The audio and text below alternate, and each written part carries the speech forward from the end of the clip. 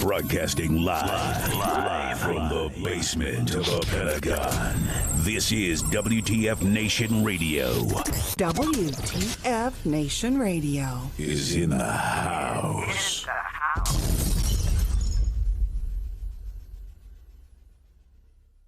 At the bottom of the ocean, I'm at the bottom of the sea. I'll stay down, down. I'm just stuck here in a dream. I'm at the bottom for the ocean.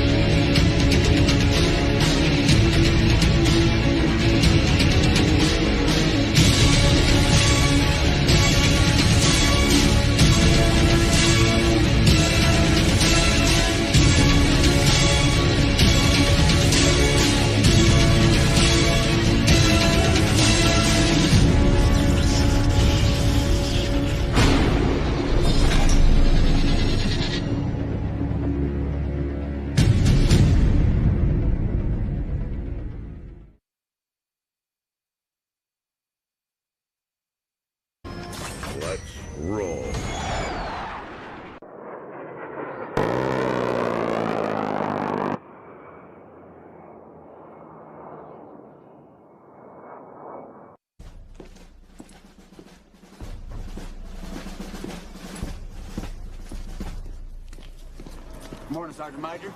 How do you know what kind of goddamn day it is?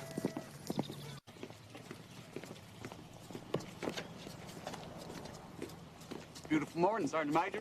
Are you a fucking weatherman now? You're listening to Sergeant's Time on WTF Nation Radio. Woo! Man! Break them off some. All right. Broadcasting live from the Functional Veterans Center of Excellence this 4 February 2021. Man, welcome to Sergeant's Time. U.S. Army WTF Moments, WTF Nation Radio. Broadcasting 5x5 on all channels, I think. Rocking with my gunner here, Spanky. Hey, y'all. Man, what a day. And here we go. I knew it. As people start talking about our guests tonight, we're going to have members of the PSYOP regiment joining us, and of course, hey, you guys knock off the QAnon crap. It ain't gonna fucking happen. That's just the way it is. I'm not gonna entertain anything that you're gonna say about the QAnon stuff or whatever, and you don't even do it. It's not even worth it. I don't even know what that is. I don't even know what it is either. I just think. I don't pay that much. Yeah, I just think that sometimes it just gets stupid enough, and you're just like, really, are you really bringing this up and really making a big deal about that stuff? Do you really think that's what our influence professionals do? And it's not the case. You know what I mean? So, anyways. So, how you been, Spanky? Oh, I've been good, doing the work thing, doing the mom thing. That's about it.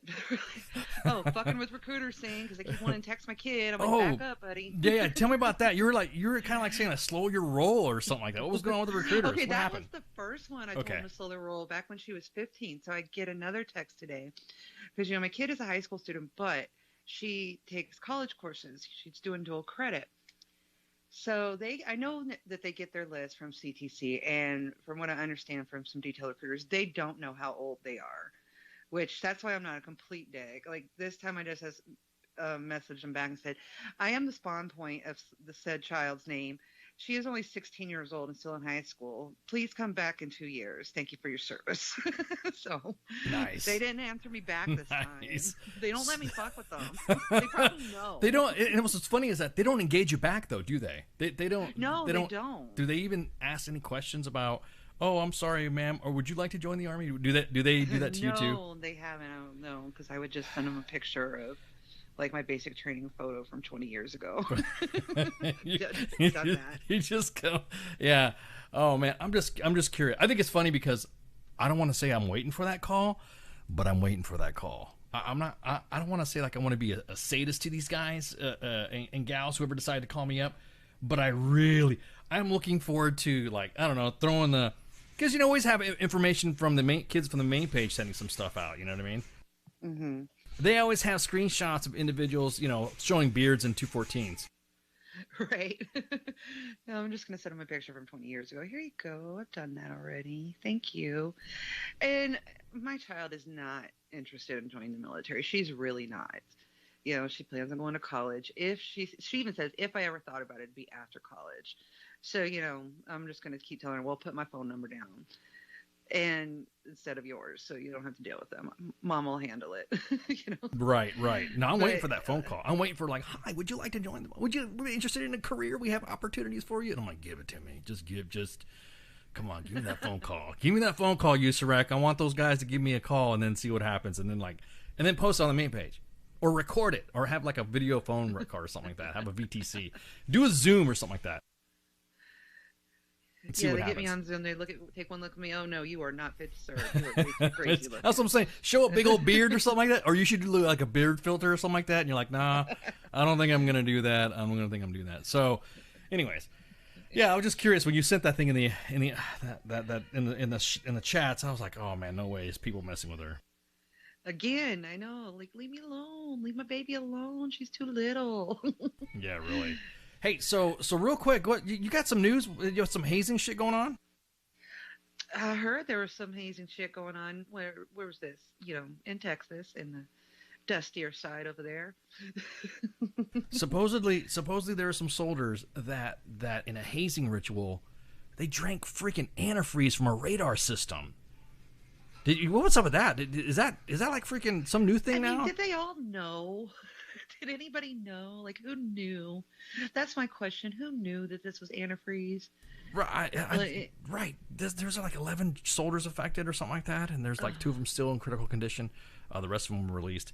And they were drinking. It's like, well, my biggest thing is that when it comes to hazing, now real quick, I think everybody has a ritualistic type of thing that you do for whatever you do. Does that make sense? It's almost like well, I don't know, for you, like for NBC people, for CBurn people, what do you guys do for hazing? If you want to tell me, to me it was haze me going in CDTF, but I have very rarely been in CBurn units. Like, I was only in one for a total of 2 years. So I don't even ever hang out with my own people. Like, I guess with the lieutenants, they definitely make them go do USR. Like, this is, you got to start this from like the day you become, a part of staff. Like, somehow. Okay, so what do you part of our job? But, so what do you guys do in the one shot? Do you like fucking chug whiteout or something like that? do you guys have some sort of little, I don't know, paperclip blast? You guys shoot each other with I will tell you, once one time, this is before my S1 time, I used to have the ability to turn off people's internet access. I think it's been long enough that no one's coming for me. Like, any user on Fort Hood. And I used to do this to the guy that lived across the hall from me, because he would like go up to work. Cause this is before, like, this is in like the early or mid to late 90s. And not anybody didn't have internet in their barracks room. So there were some guys that were in my unit that would go up to work and like, be on their work computers all night doing whatever they do on the internet. So I started shutting it off. Like, I could disable their accounts from like midnight to 5 a.m. And it took them 3 months to figure out what the fuck I was doing. Oh my God. Did you just like, there was like, everyone's talking about duct tape noobs to their cots and beat them with camel spreaders? That's an S3 thing right there. Putting left. There's like, nobody better not do that shit. Yeah, to me, putting left. I'm throwing hands. Yeah, putting left behind PCs in a block of ice. Yes, exactly that. That's the normal one. Or the cat cards. I've definitely seen that happen. Now, my personal one that I used to do in the S1. See, there, I knew there was one. Go ahead. This is just a me thing. I've never seen like this be a widespread thing. But people like will be so into their computers or what they're typing or what they're proofreading, and I could zip tie to them through their chairs, like through their belt loops and stuff, without them even fucking noticing. So when they go to get up, they're taking their whole fucking chair. Or there's been a time where a belt loop has ripped. Oh my gosh! And they try to get up and they fall down or something like that. Shit. Yeah, exactly. Yeah, they got the whole fucking chair coming up with them. They can't figure out why for a minute. So how long did it take for them to realize that you were jacking their internet? That's a new. That one took like 3 months, and nobody has that kind of access anymore. This is back when I worked at the Duum. Well, nobody like definitely no fucking PFC or specialist like I was at the time has access to do that anymore, because now it's all like all the networks are army wide. They're not. Each post has their own thing. You used to have to get email addresses that every post you went to, you had to close one out, open a new one, instead of having like an army-wide one. So yeah, I could just go in and switch off anybody's account, and they couldn't access it for certain hours. And it took them months. I'm just thinking. Finally, my civilian boss asked me, this was when I still have my maiden name, asked me, "What the fuck? Are you doing this?" I'm like, "Yeah, that's me." She's like, "Don't do that." I'm all these kids that don't know what to do with their lives, and they go home and go to bed. Well, I'm just thinking about that stuff. I used to tell. I would do some little USR prep. The best answer to the hazy question yet. Exactly. My biggest thing is that the hazing rituals that are just like in fun, in jest. That's like funny staff pranks. That's funny, right? I mean, yeah. Never really messing with somebody to where there's any physical harm. I used to teach the because I was pretty savvy on the webs, and when Outlook just first started becoming the hotness, you have an Outlook account, and everyone, you gotta get Outlook, you gotta do your email and stuff, right? When Outlook started, I taught all the staff officers to over the course of the night, and I know commanders are like listening right now, I used to teach them how to do delayed sending of all yes, their emails. yes. And so they would come in, and I also when OWA and web access started becoming more prevalent, nobody really knew about it, and only certain people amongst the staff knew about it. So I taught some of these battle captains, hey, just do this, do some shit, do over some beer, and whatever, and just do delayed freaking sending. So commanders would be thinking, oh, Captain, look at this captain, he's working his ass off. He's look at him. He's sending out all these reports in the middle of the night. That's what a hard-working captain. There you go. Look at that. He's a go-getter, And never Captain got caught. He was a tanker. I'm gonna say he was a tanker. Got a little cocky there, and he got caught because he sent one delayed and forgot to do. He forgot that he was gonna send it delayed while he's like in the middle of talking to somebody doing the work, and all of a sudden the email went right in front of the 3. And he went, blink, and he's like, what the hell? The 3's like going, what the hell is this? And he's like, oh, sir, I just kind of like, oh, no, wait, how did you do that? Did you just, it says you sent this here from like late last night. How did that work? And he got busted because, and he's like, oh, it must have been something with the network, sir, or something like that. I mean, he was tap dancing like crazy, as most captains do when an S3 always asks them a question.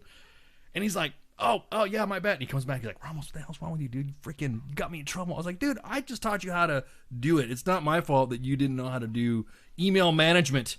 Little pranks like that was fun. You know what I mean? Sticky notes and stuff like that.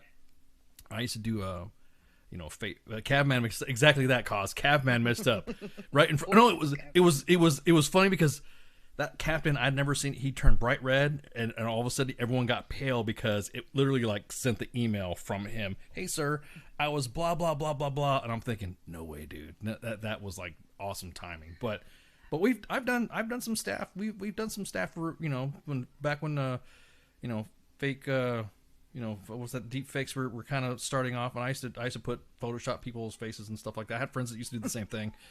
Would post a slide. I'm like, here's a historical. I had a friend of mine who put one of my CSM's face on. It was like a timeline of him growing through his military career, and he photoshopped his face on like gladiatorial times, caveman times. It was freaking hilarious. See, stuff like that. Those are cool pranks. Those are. Yeah, and for from the staff ones, like when I was a baby first sergeant in Kuwait. For our training meetings and stuff, our sergeant major was just, and our S3 in COIC was just anal about every unit's like font being exactly the same and shit like that. So that like, hasn't right changed. Meeting, I will go in and change mine to like bold pink and shit just to like make them flip out because the battalion commander didn't give a fuck. He just wanted the information. Right. So I would submit the slides and then change it all up and make it like crazy pretty. And put some flowers and shit in there, and they knew it was me. You put little sparklies and stuff. But I don't think that it was. How do I say this? Harmful? I don't think that doing. Yeah, that's not a big deal. But making your Joes, and I'm gonna get into a leadership portion here. You have to be, because one of the individuals that was supervising this event was a damn warrant officer. Now look, first off, I want to know how the hell they found a warrant officer to even go to the field, because that was the last day. Exactly, because I've never seen that. Yeah, exactly that. And then I also want to know why there wasn't a sergeant to stop there and say, hey, look, we're spiking this on the last day of the event. We're spiking this drink for initiation to, I don't know what, air defense artillery, I guess. I don't know, dude. I mean, is that still even a branch? But I'm just saying, it was one of those things that just kind of like, I'm blew in my mind when I'm reading this. There were individuals that purposely, willfully poisoned Joes with antifreeze to kind of like, oh, you better toughen up. That's, I don't know. That's like telling someone to jump out of an airplane. You're not hardcore if you have a parachute. Oh yeah, well, you know what I mean. Dude, it just, I just can't believe that anybody would put their soldiers at risk like that. Oh, neither can I. And that's the part that amazes me.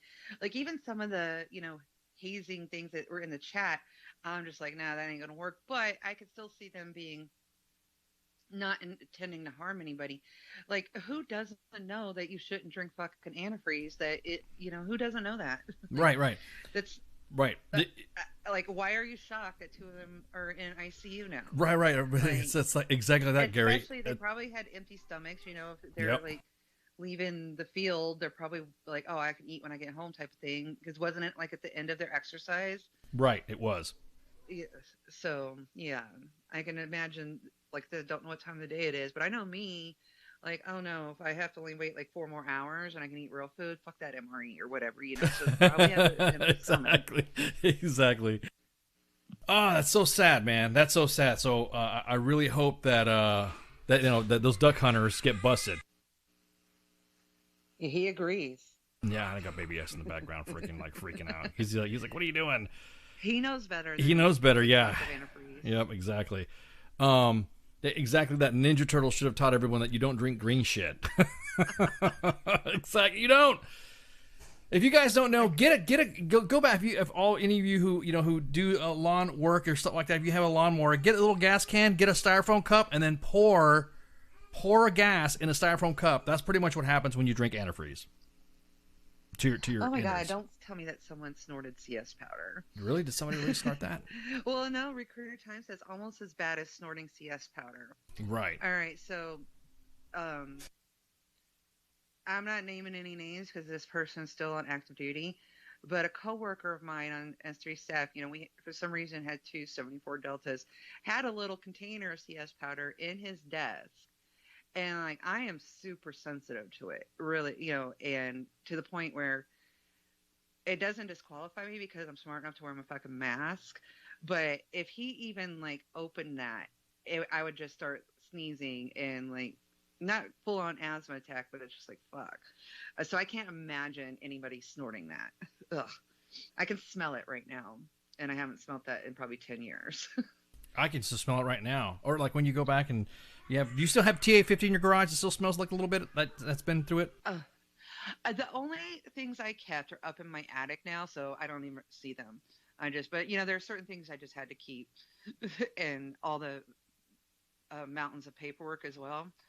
So, but no, I didn't keep most of my TA50 or any Army thing. I like had friends come over like, take what you need. 500 pairs of gloves if ever worn. Here's some shades. Yeah. So, but yeah, I do have my one duffel bag, and it's full of paperwork and a couple things I wanted to keep, because you never know when you're going to need a piece of paperwork. I guess that's the S1 in me. I still have a hard copy of fucking absolutely everything. I went through it and kept just one copy instead of like 10 copies of everything, but I have a hard copy, and it probably all smells like duffel bag now. The worst smell on the planet is duffel bag. That's like, or wet weather bag. Oh yeah, wet weather bag. That's no, I don't use those. I use Ziploc bags. I just hope those kids pull through. I mean that's too critical. That's pretty. That's pretty. That's just sucks. It just it's really bad to hear that an NCO or an officer would even place soldiers' lives like that at risk when it's already it's already bad. So anyways, so we have another. You have another note. You got something from the sector. Oh yes. Did y'all hear about this? No. What's up? What's up now? Okay. Let me pull that up. Hold on a second. So, SecDef sent out a memo today. Was it today or yesterday? Let me look. It was today, because I don't know what day of the week it is anymore. And the subject on it is use of mask and other public health measures. I am not going to bore y'all by reading this entire 2-page memo, because that'll take like way too long. But the main point of this is they're going along with Biden's new mask mandate policy, and effective immediately, all individuals on military installations, as defined below, and all individuals performing official duties on behalf of the department from any location other than the individual's home, including outdoor shared spaces, will wear masks in accordance with the most current CDC guidelines. Individuals must wear masks continuously while in military installations, except when the individual is alone in an office with floor-to-ceiling walls with distancing in accordance with CDC guidelines and instructions from commanders and supervisors. When a mask is required to be lowered briefly for identification or security purposes, or when necessary to make reasonable accommodations for an individual with a disability. So What does that mean? It What means does that mean? everybody needs to wear a motherfucking mask all the goddamn time now. Like it doesn't matter. Like let's say you work in a big office, and all of your desks are far apart, and you have to keep a fucking mask on. It means if you're in the parking lot, what I'm really like when I read through this, and it doesn't specify, like barracks or homes, or are they buildings now? Like, so if you're walking around in the barracks, you have to have a fucking mask on. I don't even. That's Oh man, their home. I couldn't even imagine. Yeah, You mean? I think this is almost unenforceable. You know, that's just like you don't make a policy that you can't enforce. Like they've obviously been wearing them, you know, when they have formations or anything like that, or when they're going to be close to people. But you know, I don't know. Like I don't wear one when I go through the gate. You know, like I know they need to see my ID, but I guess, you know, I'm closer to that guy that's probably been closer to every single person going through. Right. So you're telling me I have to wear it in my car now, or what? Like, man, that's. I mean, for commanders, I can honestly see that it would be a difficult. I mean, how would you enforce it, or how would you even conduct training? Because I'm kind of like both. It's kind of like both on both sides of the spectrum of the commanders still have to train. Commanders don't have to do what they have to do. But then again, there's also mitigations, and what you know, the virus just. It's really, you can get it. So it doesn't. So is it the commander's fault that if you're doing normal training and you're doing everything you can to get masked up and you still get the Rona, it's not? Is it the commander's fault, or is it their mitigation factors that he can in place, or he or she can in place to mitigate that? It's a tough call. You know what I mean? So is this adding more to it? Is it, you know what I mean? Just barely adding more, but I just don't feel the need for this memo at all. Like this far into this pandemic, commanders are doing the right thing for the most part. You know, they don't want their soldiers sick. They don't want them to get 14 free days off just for being exposed. You know, nobody wants that. Right. And that's another thing too. How is that? We all might want that as soldiers. Right. Like, fuck yeah, I get to stay home for 2 weeks. I'm not even sick.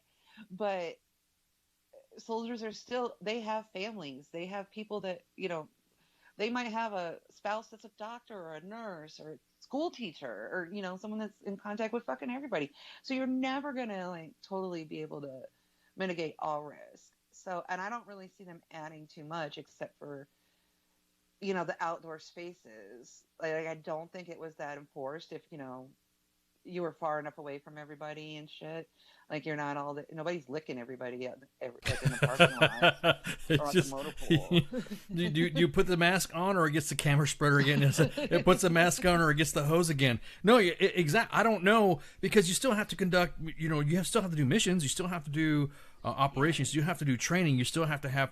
You know. You're going to get close. It's not, and they're telling you have to have good hygiene. You have to wash your hands. Well, if you're training, your rank stank in the field. You know what I mean? You're not. And like, do we really need a secretary level memo for this? That's what I'm really thinking. Well, I don't know. We had to have a secretary level event for the ACFT, and we still have people still doing it. You know what I mean? So you're right. I guess we did, but like I said, this far in, it just seemed redundant. You know, and I'm like, we're already doing this. You know. It makes, and like the writing out like floor to ceiling walls, like, okay, so if I'm behind a partition and the next person's like 30 feet away, I have to have my mask on because I'm nowhere near anybody. It's just like, but it's not a floor to ceiling wall. It's just a, you know, partition, not a real wall. I'm just thinking about, I don't know. It's I'm just going to jump over. Right. I don't right. Exactly. I'm just thinking about like tankers too, like, or artillery crew members. Oh yeah, how are they gonna like wear all that stuff they gotta wear in those with a mask on? I really don't know. Everybody talks about beards not, you know, being in the fucking way. This mask is in the fucking way sometimes. I guess hopefully, you know, people just keep doing what they're doing, because I don't know about the Army, but it does seem like in my area the numbers are going down, or they're not. I mean, they're not going away, but they're not spreading as fast because people are smart now and they don't lick other people that they shouldn't be licking. Do you think that's how it's being spread? You got to be careful, man, because people's gonna be like, oh, you're spreading all this misinformation and disinformation about how Rona's being spread. It's just, it's just like, I don't know how is it. No, I'm not an epidemiologist, nor am I, a virus specialist, nor am I chemo, nor am I CBRN, nor am I a doctor to be able. All I know is that if I get the virus or I'm exposed to it, I'm supposed to freaking quarantine. I'm supposed to have a set amount of time, and if my soldiers get affected, or your soldiers get affected, you're supposed to wait 3 days for tests and all this other stuff. I can just imagine, Jim, how hard it is to have your daily status report, your DSR getting updated when you have somebody getting the Rona or possibly getting the Rona. I am so glad I don't have to deal with this on active duty right now. Like, fuck, I don't know. They got new codes now. He's on quarantine. He's sick. I get the ones that are in the hospital. That's a given. I'm like, fuck. Like, just text me and let me know you're alive. Just let me know what's going on exactly. Or use that old trick and send me an email. Just set it up to send me one every day. Right. You're alive. Right. Exactly. Just send me a text. My biggest thing is that I don't get how. Whoa, hang on, kid. Oh man, I'm having one of those moments. You ever on CNN where the guy walks in, he's talking, and his kid's like walking around. I'm getting one of those moments right now. It's okay. His little booger head's like walking around. It's okay, baby ice. Yeah, exactly. You run shit. I can't even imagine having a telecommander as a first sergeant and say, hey, I have a soldier I got three out of ranks. Why? Because they got the Rona. You know what I mean? Right. Oh. Or they don't have the Rona, but they might have the Rona. I don't know. We're waiting for results. Like, shit. It's just like a whole nother thing to track now. It's just like, like I said, I'm so glad I don't have to deal with this as an active duty NCO right now. It's bad enough dealing with it, with a kid in public school. Like, I get calls. Well, those have slowed down too. They really have. I've got much less calls. Or the virtual training. Oh my gosh, the virtual training stuff. Woo! Yeah. I'm like, no, I don't want to train from my house in bed. Let's do some. Pookie says treat the mask like magic underwear. Is that legit? Can you? I mean, it's the mask. Now they're saying that you're supposed to be wearing two masks, maybe not wearing one mask. Oh, did that letter say that you're supposed to be wearing more than one mask? What's that document say? Let me double check if it said anything. It did say that it had to be tightly woven, that light doesn't shine through it. And it does give an exception, like for case-by-case exceptions to the requirements for service members and their families in environments other than office spaces that are necessary for military readiness. So I guess if you need to train and it requires you not to wear a mask, then whatever training you're doing, I guess you can make an exception for that. I'm looking. It tells you how to wash your hands for 20 seconds. It gives you instructions how to wash your hands. Oh man. I just like Chris says in the chat. Oh, it does say, novelty go ahead. or non-protective masks with ventilation valves, or face shields are not authorized as a substitute for masks. So no face shields, okay. Yeah, and my masks are novelty, and they work because you can buy cute, colorful ones now on Amazon, butterflies and all this shit. Right. Like, I got unicorns, I got all sorts of shit. This is like fashion now. I got a kid that my kid wears a red panda mask. You know what I mean? CJ, it's been tough to balance care and readiness. God, it sucks having to deal with that mask stuff. Like I said, just glad it ain't me right now. Because they wouldn't let me wear a unicorn mask. They wouldn't. Unicorn masks, so they're pretty. Boogie says he's got a Godzilla mask. Of course you do, man. I got a Darth Vader mask, and they're like, "Are you okay?" I'm like, "Yeah, I'm good to go." My daughter likes the disposable ones, but they have black disposable ones now, so she's good to go. That's funny. She's definitely good to go. I got some pink and yellow and blue ones, disposable ones, because I always keep a packet of disposable ones in my purse and in my car just in case, because I'm forgetting that shit. I can barely remember to bring my keys out the house when I need to go somewhere, so I have to have the mask stashed everywhere. Oh my gosh. Okay, my son came in here and is trying to sing because we're learning some stuff today in virtual learning. And he's laughing at me, so thanks, buddy. God, this is embarrassing. Okay, real quick, just like real quick, we have a news of an Idaho National Guard helicopter that crashed. What happened was an Idaho National Guard helicopter that crashed on Tuesday while their Black Hawk helicopter crashed. Lucky Peak near Boise, Idaho. God, this is really distracting having a little guy back there. Do you want to do some push-ups, kid? Go to your room, buddy. This is embarrassing. Oh my gosh. Oh, it's no worries. No worries. He just has lots of things to tell. He does. He's blabbing his ass off. Anyways, so can you go ahead and fix it? What's the story there on the pilots there, Spanky? I am looking for that one. There we go. I knew I had seen it. Okay. The Idaho National Guard has identified the 3 soldiers who were killed on Tuesday when their UH-60 Black Hawk helicopter crashed south of Lucky Peak near Boise, Idaho. Chief Warrant Officer 4, Jesse Anderson, 43, Chief Officer 3, George Labhan, 39, and Chief Warrant Officer 3, Matthew Peltzer, 43, were taking part in a routine trailing flight when their aircraft went down. No other personnel were aboard, according to a recent statement from the Idaho National Guard.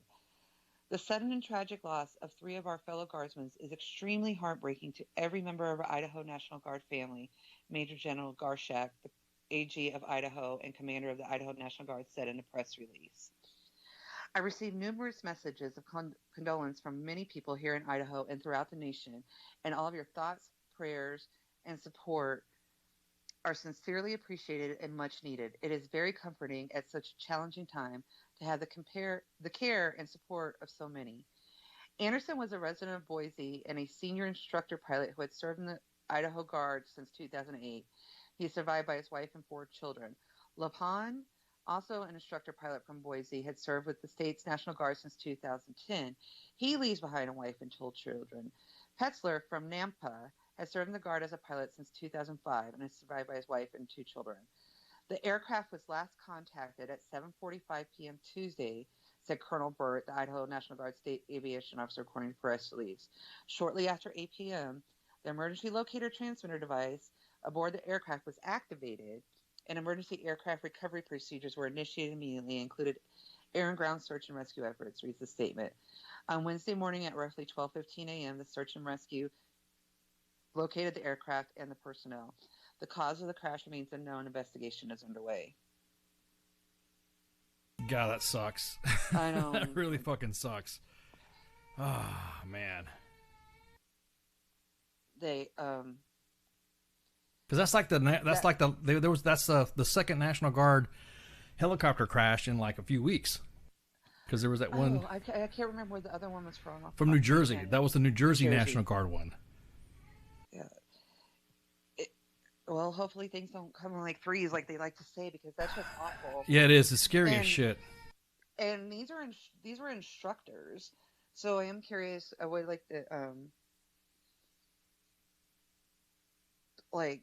eventually find out what happened. And like I said, I'm not sure about all the helicopter rules cause. Because he says he finds it curious that there was no crew chief on the flight. Like, I don't know, like who all. Yeah, those are Blackhawks. Yeah, they were both Blackhawks. Yeah, UH-60s is what it said. I don't know my helicopters as well as some people. It doesn't matter that I was in an aviation unit once. Right. It just sucks. It's just that this is like the second one in the last few weeks, and like you were saying, you don't want to jinx nothing, but it's the threes thing that normally happens, and it's really sad when it does. You know what I mean? It's like Mom said, it's just what the hell's going on with all these crashes, and it's just like, man, it's like two Black Hawk crashes in the last 3 weeks, and you just don't hear, whatever. So right. Tina says you don't need crew chief if you're flying instruments. So I guess they must have been like doing some instruction or something like that, or getting tested. Oh, I mean that makes sense because 2 of them were instructors, so maybe they were instructing the other one. Yeah, who knows? It's really sad though, just Like to I hear said, I about really that. don't know. But I'm sure Tax and Purpose, if they get an update, will push it out, and we'll definitely share it if we do. Yeah, just a bummer. I don't like, it's just one of those things to where you don't realize how quick something can happen just like that. You know what I mean? Right. You're just flying around and doing. Oh some no, stuff, I remember so. for a while there, like the beginning of Iraqi freedom, they seemed to be just falling out the sky. Right, exactly. And I'm just like, no, I don't think I'd want to be on anybody's helicopter right now. Yeah. Can I just get a ride when I'm being? That'll work. Exactly. Hey, real quick, did you? This is some stuff that you heard. Did you hear about? We might be staying a little bit longer in Afghanistan. Did you hear about that? That there might be a change in our. I guess there's something going on with the Afghan peace negotiations. If there is there such thing? Afghanistan going to be the new? I don't like talking about because I don't want to say. A lot of people get mad when we talk about the Infinity War. We say Infinity War, and every commander that goes there is, we're going to turn the corner. This is the new route we're going to hit. And I just wonder, it's that we do we not do our? Is it? Do we just say screw it? Let's get out of there. What's your thoughts on that? I don't know if we should just say screw it and get out of there, but we have been there long enough, and I don't know if it's every new administration has like new priorities and new goals, but the leaders today, like, how long have y'all been in the Army? Like, don't you know what works and doesn't work right now? Like, didn't you go over there as lieutenant and now you're a colonel doing the same shit, just at a different level? Like, come on, we're gonna do what you plan, right, and we'll make the mission happen, but figure out what the fuck the mission is. Exactly. Los Angeles Times reporter David Cloud said that will Biden follow through with the remaining pullout of remaining troops in Afghanistan. And currently, I guess this current administration is under pressure to delay the withdrawal right now, in a decision that has forced nearly vexing an early debate with his national security team about whether ending the America's longest war will plunge the violence-plagued country into deeper chaos. So they're going to wonder if more violence is going to happen in an already violent country because of violence spouting up from other violence, if that makes any sense, of excellence, I guess. So it's doesn't that sound familiar? It does. It's Okay. exactly that. It sounds Just like forever. Different year, same message. Did you say yeah? Right, and that's another thing Like too. since 2006. I feel sorry for the commanders there too, saying, "Oh, here we go again. Okay, are we going to stay here? Are we pulling out? Are we not going to stay here?"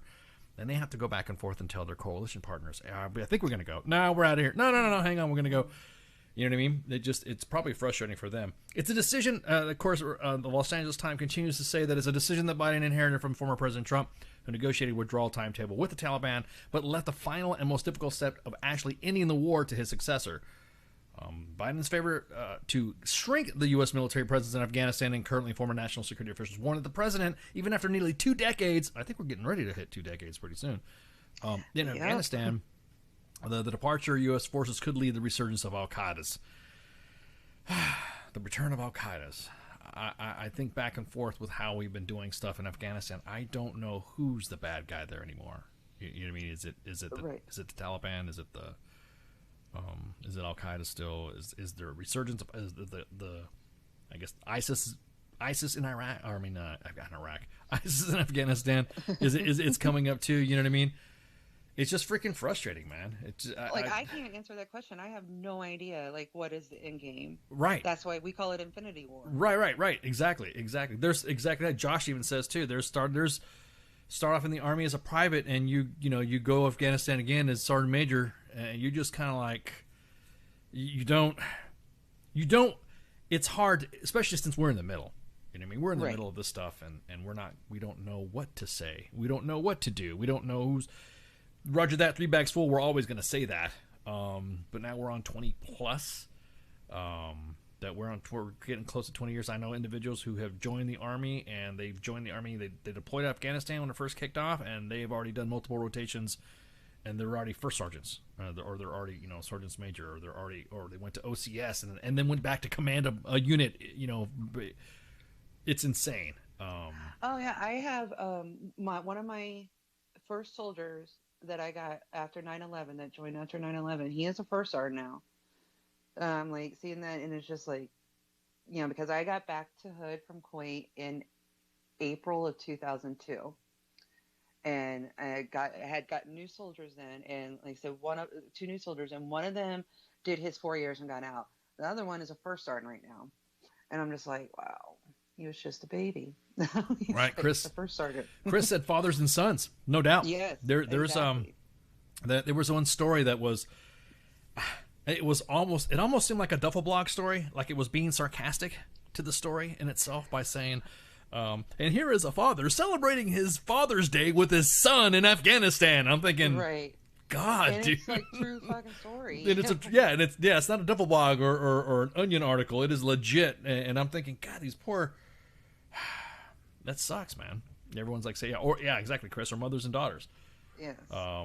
You have that lineage there, and it sucks because then there's also stuff happening in Africa. There's stuff happening in the Indo-PACOM area, and of course, now we're telling Ivan, you know what I mean? We're telling Ivan what's up, so you better knock it off, Ivan. But yeah, it's crazy because then I don't know what's I mean. Did you just want to go? We don't know what the end game is. It's like, okay, we're going to draw down. Okay, we're not. We are. We're going to surge. We're going to.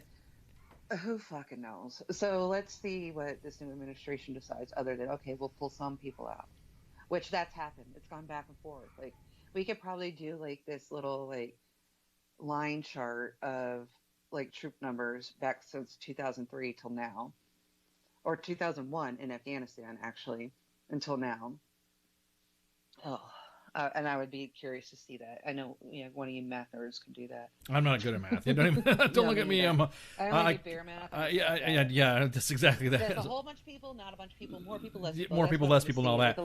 Exactly. Yeah. I do know that right now, currently, a part of world policy is that that the president has announced that we're no longer going to support the stuff going on in Yemen. And I didn't know we were doing a lot of support until we went into it, and it was, I guess, we were supporting the Saudis involved in that too. So it's no longer supporting it, no longer whatever. And even like, what are we doing in Yemen? I forgot. Yeah. Well, we're supporting the Saudis. It was providing defensive support to the Saudis against missile and drone attacks from the Iranian-backed forces, and that's what it was. And so, it's his call to end it. And also, he even said that we're not going to roll over for Vladimir Putin. And I'm just kind of curious now. Okay, now what? Now what are we going to do? Y'all got fight with Putin money? Yeah, we got some Putin money. Yeah, I ain't even got my $2,000 yet that I was promised if Georgia won. Right. Right. You got fight with Putin money. Right. Exactly. Oh, Exactly. I don't know. Yeah. I'm sorry, but it's just like it just seems to be just like the wheel just keeps spinning, and if you want to know, like I personally think like too many lobbying type companies have like interest in us being at war. They get all those contracts and shit. I wouldn't be surprised if that has something to do with it. I just wouldn't, because that's me. You honestly think that you're talking about the contractual stuff or getting? I haven't even heard yet. As a matter of fact, I've not heard anything big about big contracting companies. You know what I mean? I've seen new ships. You know what I mean? New I don't know. We're talking about new ships and new jets, new helicopters coming out. That's about all I've heard. But I've never seen any. I've never heard any big contracting companies talking about doing whatever. You know what I mean? Like some big contract or whatever. I mean, I know way too many people that, they retire from the Army and decide to go contract over there. And so that money's all coming from somewhere, and so those contracts, maybe we're not hearing anything about it, but they don't want those contracts to end. They probably just get renewed every year. Right. And, so like that's money that all of those people would be losing. Like all of those contractors, like if we completely pull out. So it would not surprise me if like owners of said companies, lobby to not pull out, or especially if they're the ones that were over there as soldiers, and now it's like, oh, I'm making a shit killing off of this. I know, we have man. no way. We have no way out. We have to stay here forever and Right. let me get money from the government to pay my people. Right. He's like, I'm gonna go take a trip to do a contracting gig, and then you don't, you know what I mean? You end up not, you spend I guess it's tax free. I know back in the day when the war was really surging back in the day, it was pretty intense. I had friends and that would go out and do a bunch of stuff, and they're like, yeah, I went back and made bank, and I'm like, oh, okay, cool. When you what'd you make? Oh, well, I made this amount of money. I'm like, God, dude, and it's all tax free. I'm like, holy shit, dude. And I'm just kind of like, oh, if I wasn't a mom, I'd have went over for a year. So I was about to ask you, would you have gotten some of that, some of that loot? I wasn't a mom, definitely. I mean, they need admin, CBRN, anything, computers. I can do it all. I'm not going to go over there and be standing at no motherfucking gate and goddamn son. Right, exactly. I mean, even in Kuwait, like the contractors there that did like our S2 stuff and our S1 contractors, like they didn't make the kind of money like all those operator dudes did, but they still made bank and all their living expenses and everything are paid. So yeah. Oh yeah, and he says up to 110K tax free. Now I remember when it was just 75,000. The first 75,000 was tax free. Wow. So yeah, I guess that number does have to go up for people. Yeah, I was about to say I don't even want to think about the amount of. I'm just thinking about everyone's like, ooh, I got a kid to take care of. Yeah, Chris is 110 tax free now. Gosh. Khan said he made some sick contracting money in Iraq, but it's unfortunate that his ex spent most of it and got some really nice stuff. So there you go. So I guess that's like my ex did it too. Exactly. When he was doing it, all I had to do was email him, "Hey, the girl wants this. It could have been a new couch for the living room. The girl wants a new couch for the living room." And he said, "Go buy you a couch." Fine. She needs his play set outside. That he said, "Fine." All right, I still have access to that bank account.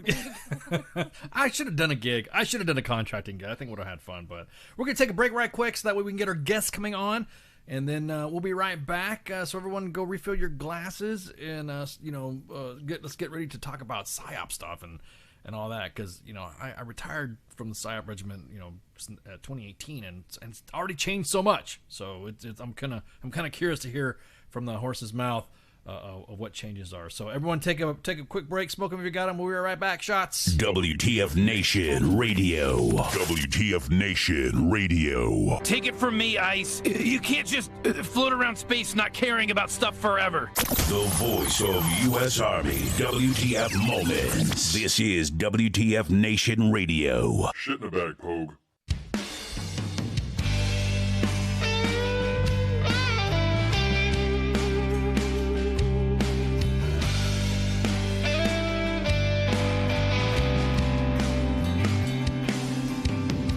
It's 3 a.m. and the sirens are going off. Another rocket attack. I've got my boots and got my ammo in my 50-pound sack.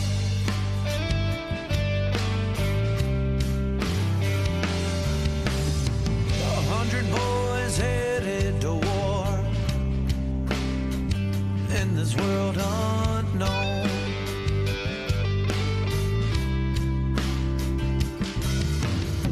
The only peace of mind I've got are these letters from home.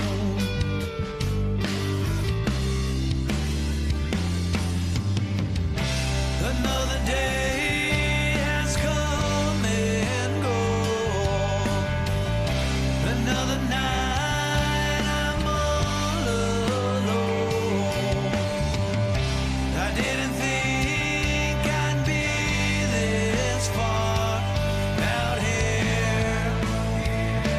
out here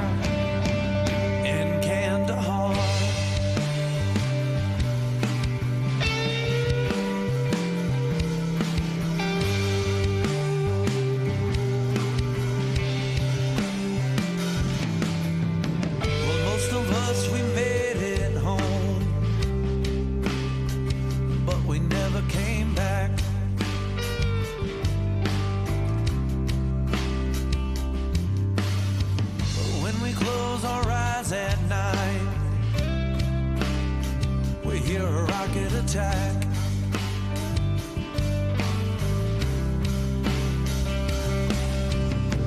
I've tried to talk and tell you about it, but it ain't the same.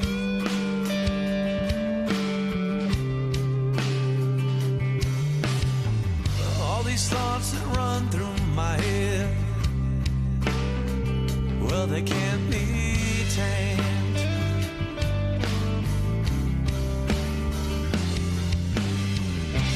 Another day has come and gone.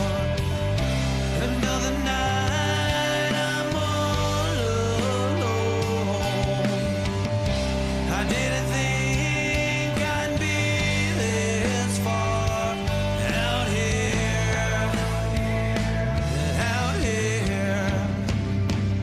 in Kandahar.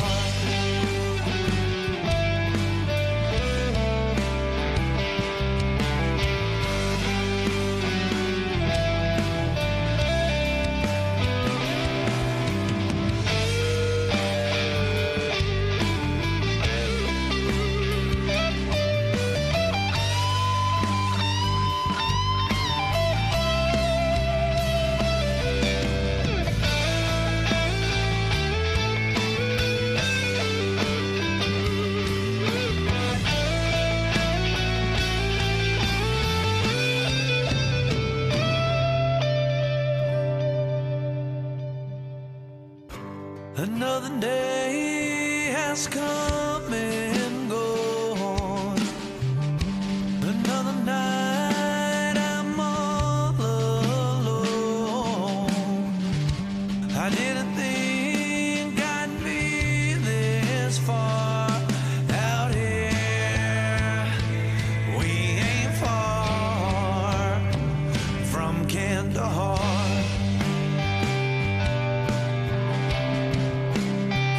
In Kandahar.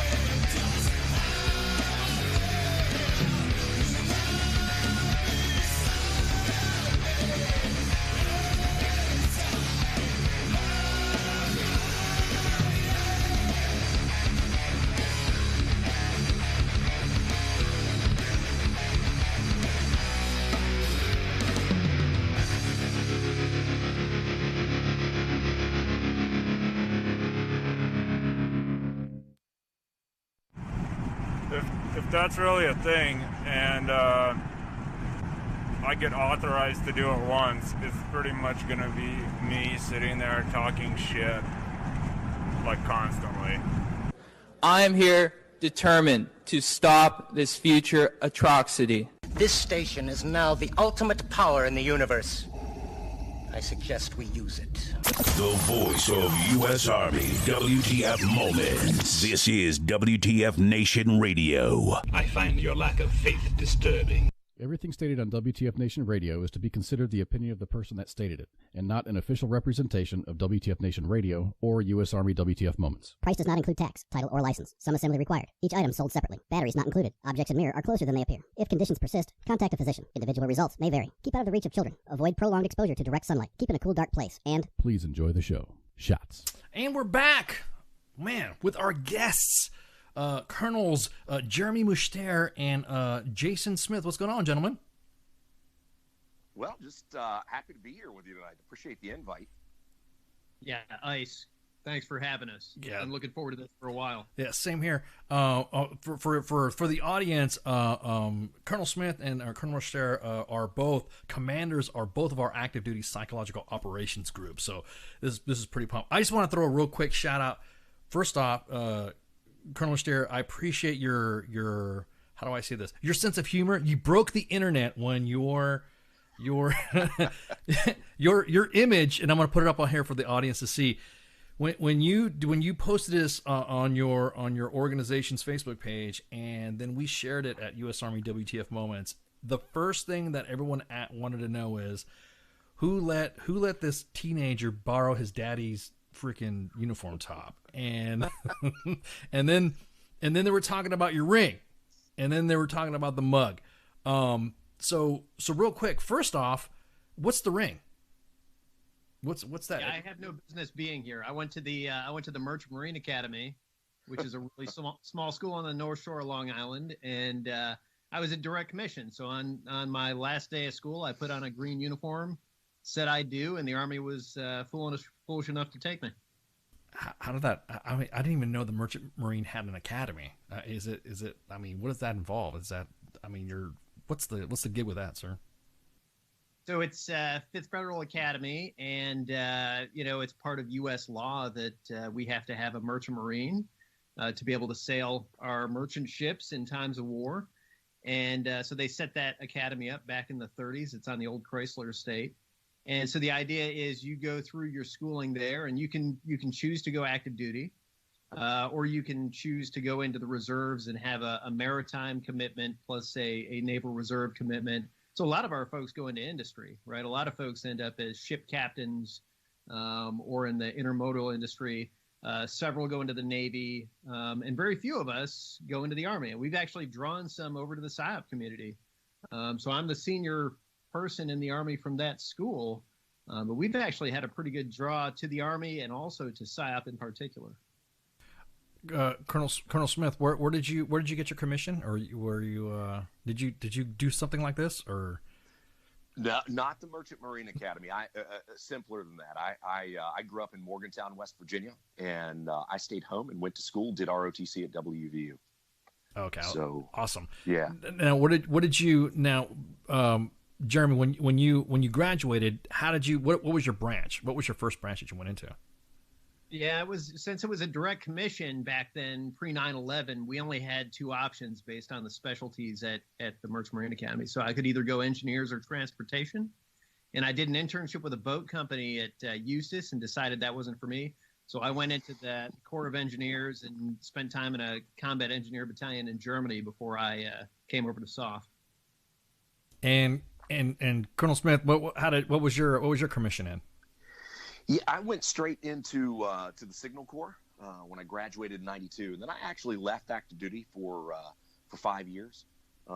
Came back in November of 2001. While I was out, I was in the National Guard for some time. I was actually a field artillery officer in the Tennessee National Guard, and then I was an observer controller for a while as well. Came back on active duty as a signal officer, and then found my way over to PSYOP. Okay, so now I've already kicked some members of. I didn't kick them, but I was kind of like tried some individuals in the chats already about what is PSYOP. Any of you guys can take that. What is PSYOP? Take it, Jeremy. You know you want to say it. What is PSYOP? Yeah, PSYOP forces are masters of influence. That's what we exercise on behalf of the Department of Defense. We're the core of what everybody construes to be modern information warfare. So to break that down a little bit more for you, we do influence activities to target psychological vulnerabilities in foreign target audiences. And what we're trying to do is create or intensify fissures, confusion, and doubt in those adversary organizations. And we do that through a variety of means. We're using all available means of dissemination out there. You're thinking multimedia kind of stuff. You're thinking whisper campaigns. So we're blending all those things together, from sensitive and high tech to low tech to no tech. And then we're using methods that span from overt, right? This is coming to you from the U.S. government, to clandestine means, to deception. So that, in a nutshell, is what it's about: influencing foreign target audiences. Yeah, and if I could bear with me, I draw to those points. Go for it. I think people often become fascinated by the latest high tech. Understandably so. If that's a way to access a target, then by all means we should use it. But sometimes we'll tend to want to drift away from the low tech or the current technology, or for that matter, completely away from the no tech. Those are very, very important to remember, and not just become fascinated and drawn to only the high tech, which sometimes we actually have to fight against that in our community. And then if somebody asks me, because that's a fairly lengthy explanation, but if somebody asks me, I like to bring it down to the essence of something that Jeremy said, and that is, we target and exploit psychological vulnerabilities to gain some sort of an advantage or create some sort of an effect, and we do that through deception. We do it through what's become known as MISO, and other influence means as well. MISO. Don't you love it? Is the regiment going? Are we back to it now again? Because I know. I mean, we're at a pause. We're at a pause. Okay. All right. Because there was some back and forth on what we were going to be called, because that was a lot of the I guess you would say, I don't know, it was a misconception of what we did, and it actually was, and then it went back to it. So real quick, I guess on the joint side of the house, where did MISO come in? What's the mix with MISO? What does MISO even mean?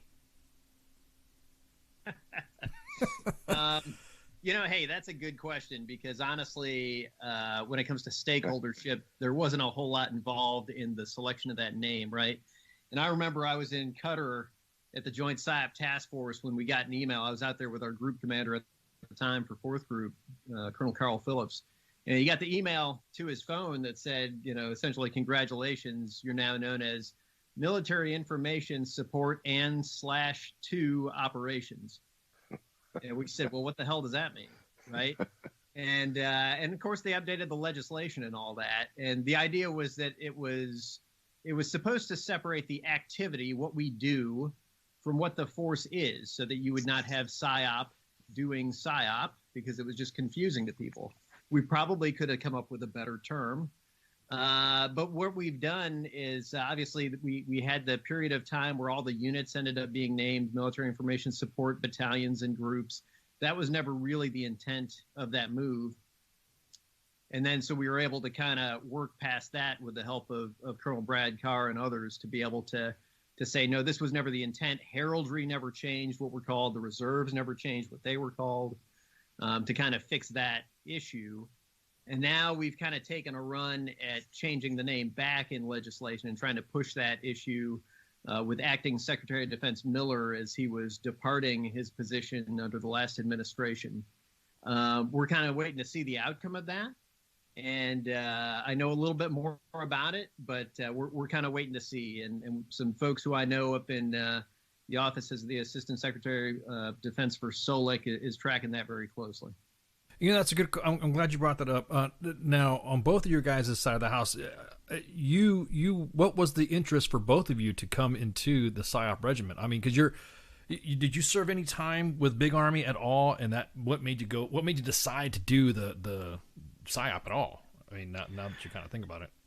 Yeah, well, so I had certainly spent some time in Big Army in my first run on active duty, just under 4 years in Germany, and I was in 5th Corps as a signal officer, platoon leader, and ran through the typical jobs that you would expect for a young signal officer.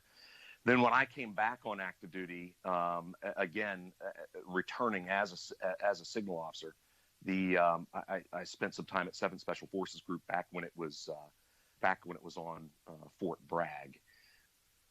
From that, I just found that I really liked the RSOF community, and really considered all three tribes, and the thought of what we do, what I'm now very, very certain that we do, that exploiting the psychological vulnerabilities, that really intrigued me. Not to take anything away from what SF does or CA does, but I'm a PSYOP geek. I mean, I'm Right. a nerd about it. Right. It really fascinates me. It is very fascinating. What about you, Jeremy? What was your draw to the PSYOP regiment? So he didn't like boats. This sucks. Yeah. Or honestly, I remember as a combat engineer in Germany, liking the units, liking the organization, but I remember, I was using a grappling hook at a training center rotation to grapple my way through inert or fake minefields, laying down in the mud and throwing the grappling hook and thinking, I might be able to do something a little bit more than this.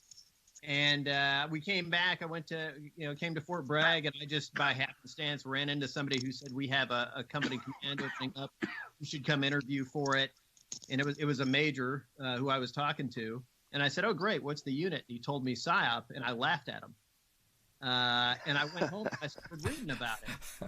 And I thought, this is great. I mean, this is, cross-cultural communication, working with indigenous partners, learning foreign language, working in special operations missions. So I went back, I told my wife, I said I shouldn't have laughed at the major. And I went back and got it. And then I stuck with it ever since. So I've been in PSYOP almost 20 years, and I haven't regretted a single thing with it.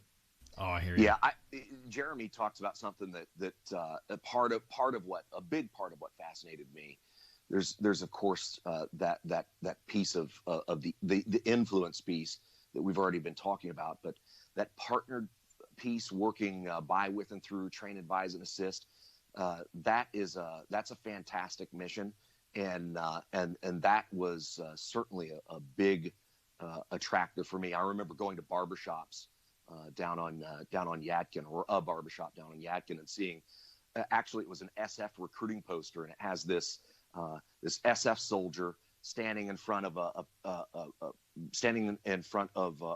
dry erase board or something with a pointer, and you can't see off camera he's talking to somebody, and they've got sketched out something like, I don't know, probably some sort of an ambush or something like that, and it read, in Special Forces, we don't call for reinforcements, we create them. I love that and one. That's a good one. It's fantastic, and I think we own that. Maybe not drawing up the ambush, but we own that too, and I love that about RSOF, working with the partners. Now, on both of that aspect, now, I mean, once you got into it and you started speaking your missions, both of you have respective missions per your groups. Can you go into a little bit of what each of your groups do? Because I know there's been a change since I retired in 2018. It may be a couple. You might be surprised. Yeah. So I mean, broadly, and Jeremy, correct me if I misspeak here, but broadly, we've reshuffled the battalions a little bit. So 4th Group has the 5 what have historically been called regional battalions, and then 8th Group has 3rd Battalion and 9th Battalion. I'll let Jeremy talk to those, but coming back over to 4th Group, those 5 regional battalions align with each one of the regions as the Department of Defense sees those. So for example, UCOM or Southcom, and then the 3 others as well. within those, part of that restructuring was to, and so we deploy forces forward. The group prepares to deploy forces into those regions. We have folks in 20 plus countries right now, working with various types of partners in those countries, and doing those train, advise, and assist missions, and other missions as well that probably won't go into, but of course, those train, advise, and assist missions. And a lot of what we do right now, and have done in recent years as well, even before the restructure, is train for the smaller teams and detachments to do those deployments, as you well know. But we're also doing some refocus with this, with the reorganization that we've done. We're putting some focus back in the higher headquarters as well, the battalions and the group headquarters. They've always been deployable technically and on the books, but we're trying to make that a little more realistic in terms of being able to train and constantly be ready to move out and to establish some sort of a task force forward. Now, when you say regionally, is that speaking to the regional alignment to a geographic command? Yes, yeah. I apologize. I should have explained that, but yes, geographic combatant command, like Southcom, EUCOM, right, AFRICOM. Yeah. Now, when you say regional, is it on the higher headquarters side of the house? Are you working with the interagency with that? Are you involved with the State Department or any of the interagency folks overseas?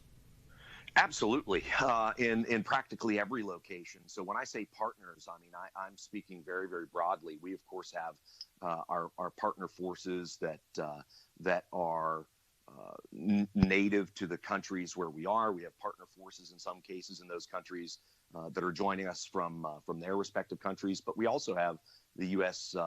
Interagency partners that work with us forward, certainly communicate with us back here stateside, and for that matter, train with us as well. And I think we're doing a lot more of the latter part of that, doing a better job of that. So we're not just meeting somewhere in theater for the first time. Right. Now, isn't there, in working with that, you also have some of your PSYOP personnel working in U.S. embassies, correct?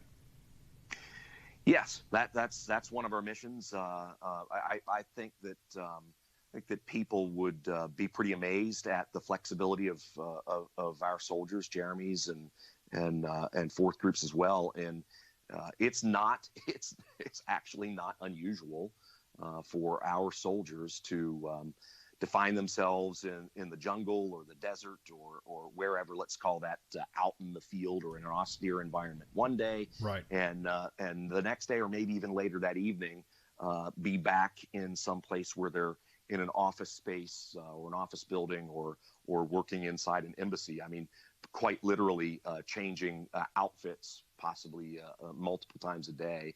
That's not all of our missions, of course, but certainly some of our missions, and that's the level of flexibility that our soldiers are selected for and trained for as well.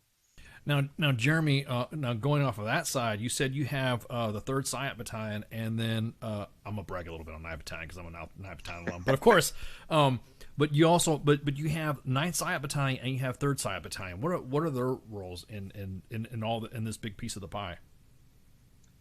Yeah, that's right. So 9th Battalion, which had traditionally been considered a tactical battalion, where the other battalions were regional, has now been aligned exclusively against special mission unit support. So we're moving them into that space. And then 3rd Battalion still has the expeditionary multimedia capability. So they have deployable radio and television production and broadcast capabilities, as well as fixed site capabilities here to be able to do that, plus digital product development and things like that. And then we've also stood up an information warfare center here. So very much for 8th Group, this is seen as a global group. The Information Warfare Center is aimed at taking a look at global threats transregionally, integrating other information-related capabilities. So really a holistic and integrated approach to targeting is what we're talking about. And and really an engine of change within 1st Special Forces Command. And so, my arrival here has been great because there's been a whole lot of energy from 1st Special Forces Command and Army Special Operations Command and Special Operations Command down in Tampa to really push psychological operations forward and to help us modernize in a way that we really haven't in just the last few years. Everybody sees the threat. Everybody understands what our adversaries are doing. So now how do you develop the right capabilities in an integrated way where you can employ them? That's kind of what we're doing, and we have that whole support of that 1st SFC USASOC pipe behind us, helping us to do that. That you said Information Warfare Command. There's some competing interests with other organizations. Are you been able to work with them at least to kind of see your angle to it as far as their angle to it? Is it different? I mean, what is information warfare? Is it easily defined? It's not, because nobody's really defined it. We had an action for the SecDef to define it. It hadn't been signed yet, so probably in the next 2-3 months it might come out. Really, what are we talking about? It's an increase in tempo against adversaries, right? It's an increase in tempo and targeting for what you're doing. So if you kind of look at the competition continuum, where you go from cooperation to competition to conflict, it's that increase from competition into conflict where you're targeting things more exquisitely, you're going after the adversaries. So it's just a little bit different measure. Not well defined, and each of the services are kind of moving out in their own direction with how they define that. But in terms of how we're working with others, we're doing pretty well. I think for a while there, you could very easily get into a rice bowl issue between some of these other folks out there, some of these other players in the space, Army Cyber Command, the Marine Corps IO Center, 1st IO Command, 16th Air Force. Lots of people have interest in this kind of thing, but a lot of what they're missing is PSYOP. And as we kind of said in the beginning, PSYOP is the core of information warfare. The Air Force doesn't really have it. The Marine Corps, what they have, it's very much at a small company level, and they're working on building out their Marine Expeditionary Force information groups. So for us, really the sweet spot to be able to develop this kind of stuff is within that special operations umbrella. Now, Jason, you kind of interjected there a little bit. How is it when you're working with the interagency as well when it comes to some of those competing factors? Is it how? I mean, I guess because the audience is not seeing. And I was thinking about maybe throwing up one of their big, because you have some products, cyber has some products, information warfare, individuals, our cybercom, and all have different products. And I'm thinking it's a really difficult umbrella to explain. So how are you guys able to maneuver left and right? How, I mean, are the comms that flat? Are you able to communicate with these other people pretty? I mean, easily? Is there like? I mean, I don't want to get you guys in a rice bowl contest right now on air, but it's just kind of one of those curious questions. I think Jeremy's right. There may have been some thoughts about rice bowl matters early on. I never really saw much of it from my perspective, but I'd acknowledge that that's quite possible. I don't really see a lot of that right now within the DoD, or even once you leave the DoD.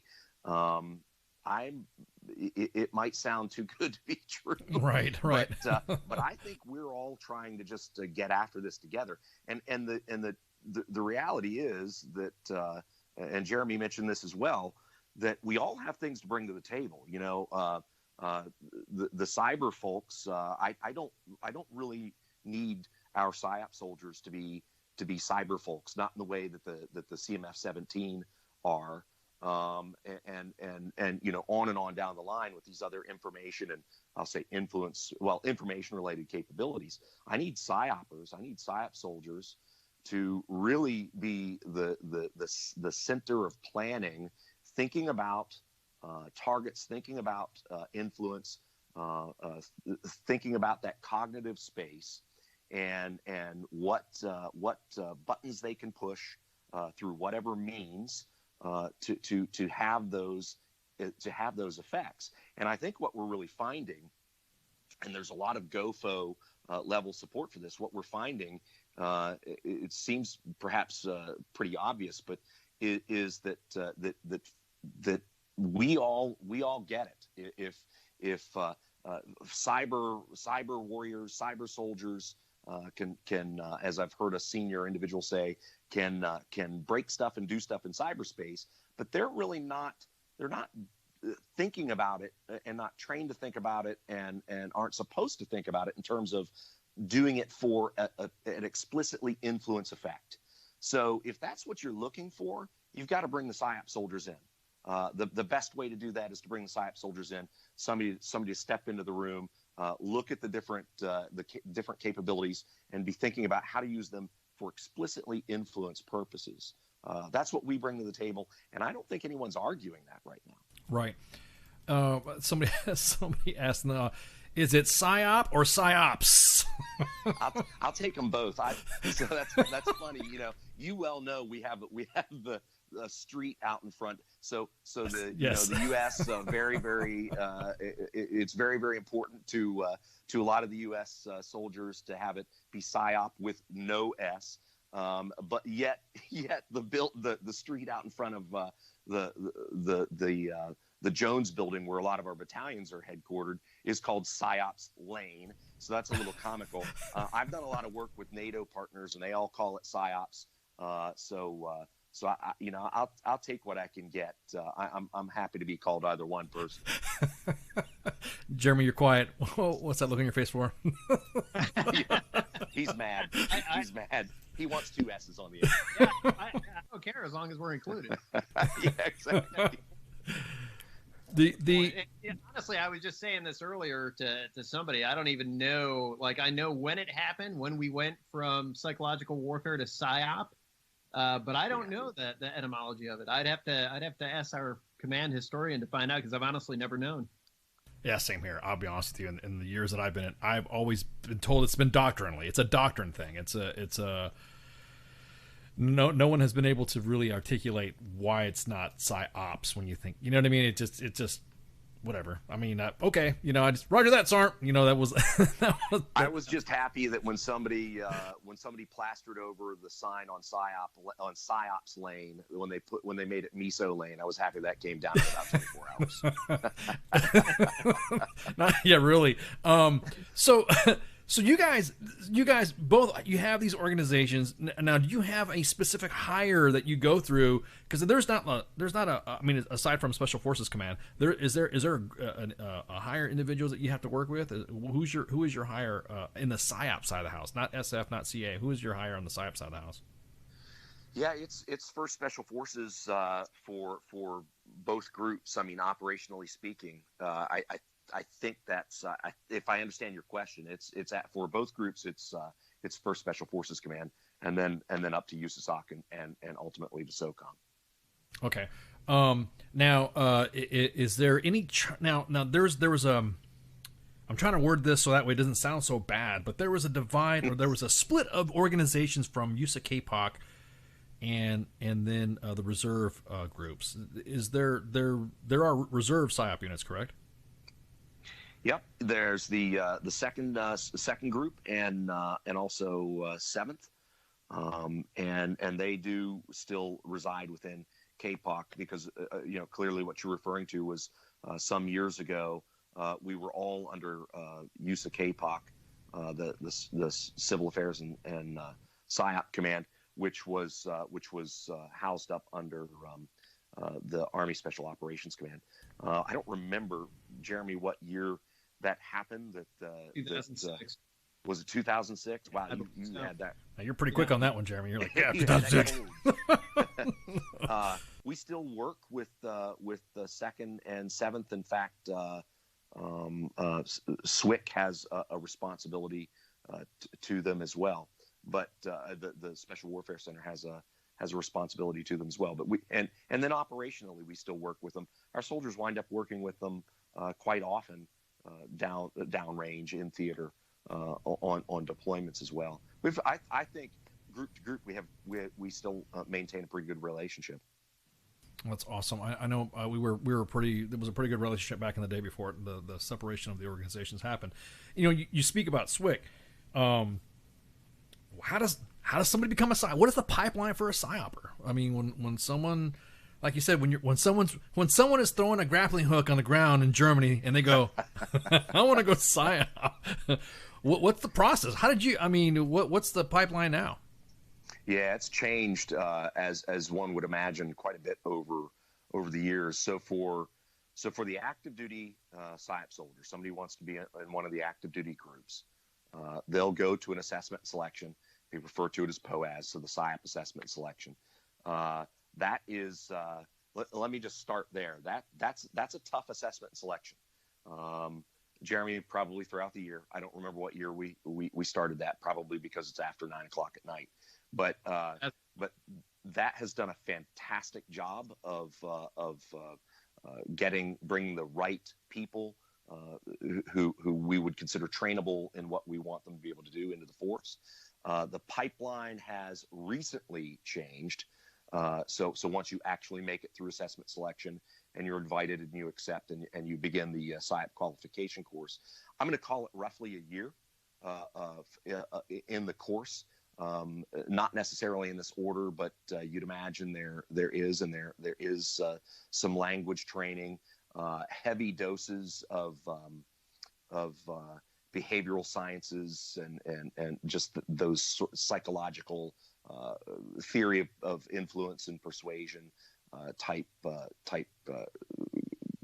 training in that as well, and that's a good bit of it. And then there are a variety of exercises throughout that pipeline as well. And you got to be in jump status, right? Yep, you do have to be. You have to be willing to be on jump status. That's true. Yeah. Both airborne units. Both airborne units. Now, mentioning that, is there still a program where they still have? I remember when I was still in, they had Project 37, where you had kids coming from the street. Is that still the same thing? Yeah, there is. And I apologize. Really, honestly, Sergeant Major's probably better at talking about that than I am. But I'll give you my sort of layman's explanation of that. You can go, so somebody can. The traditional pathway that you're alluding to is we're a non-accession branch. Officers have to serve in another branch first, and then can go to assessment selection. On the enlisted side of the house, folks would normally traditionally have needed to be in a different branch, and then could go to assessment selection. But there is a program that people will refer to as the 37 X-ray program, and what really occurs with that is those guys will go through the if somebody raises their hand for that coming in off the street, they will go to the military police OSIT right off the street. So they do basic training and then AIT with the military police out at Leonard Wood, and then they and this might be where I'm going to go off the rails with the description. The Sergeant Major would correct me, but then they make their way to assessment selection, and if they go through, get to make a decision about going through the PSYOP qualification course. And if not, then they're really qualified at that point to be military police officers as well. Wow. Okay. So it's almost what's the attrition rate for that then? If you're saying if that doesn't work out, is it pretty high attrition rate? I know, because especially is a lot of it weeded out through the selection process? Well, I don't know what the attrition rate is coming out of MP OSIT.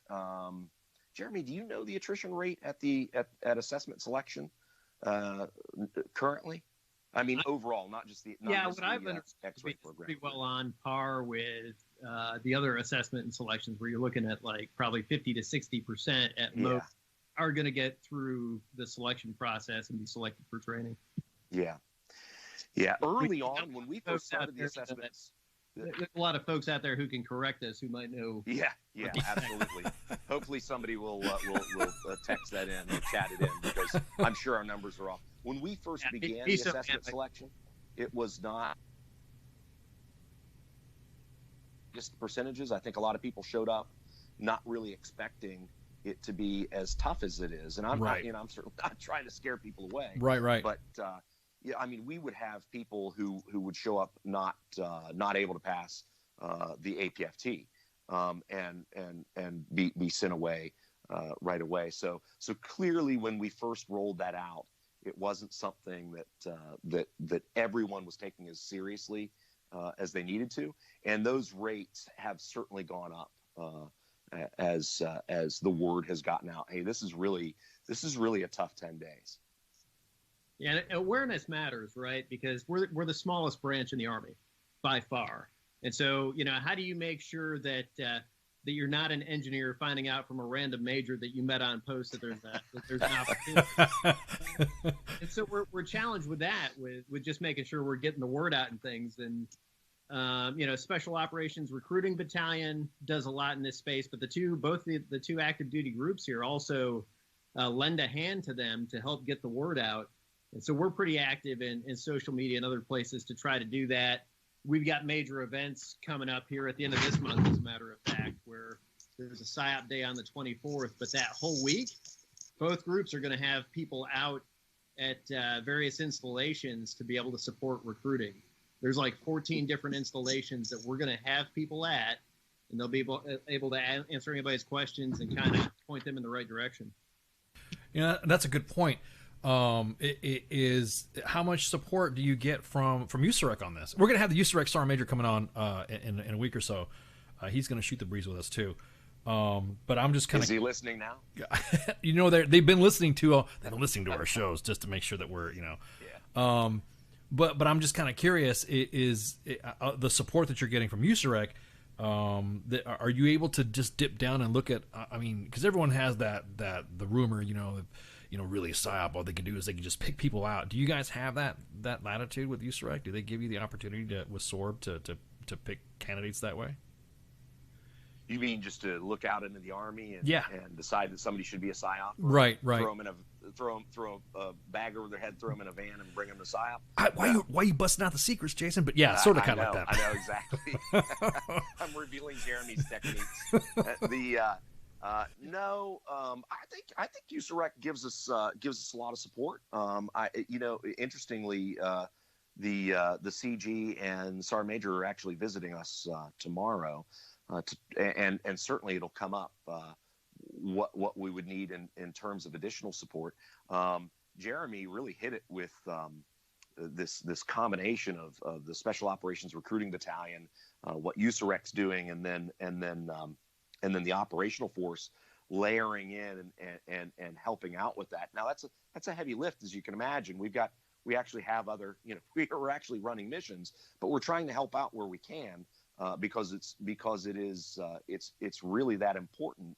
And what we're finding is, though I can't offer you the statistics, this is anecdotal at best right now.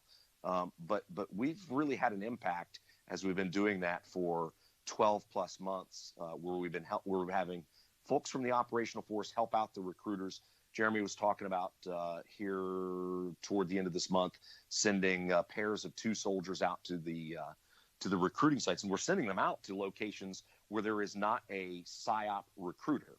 There are recruiters that recruit for PSYOP, but they're not CMF 37 soldiers. Right. So we layer that in so that it's folks that can actually offer the right perspective. But I think we get a lot of support from USAREC. I think they need to. I don't know how exactly how they do this, but I think they need to expand maybe the number of billets that we have that we can fill for them to help out a bit.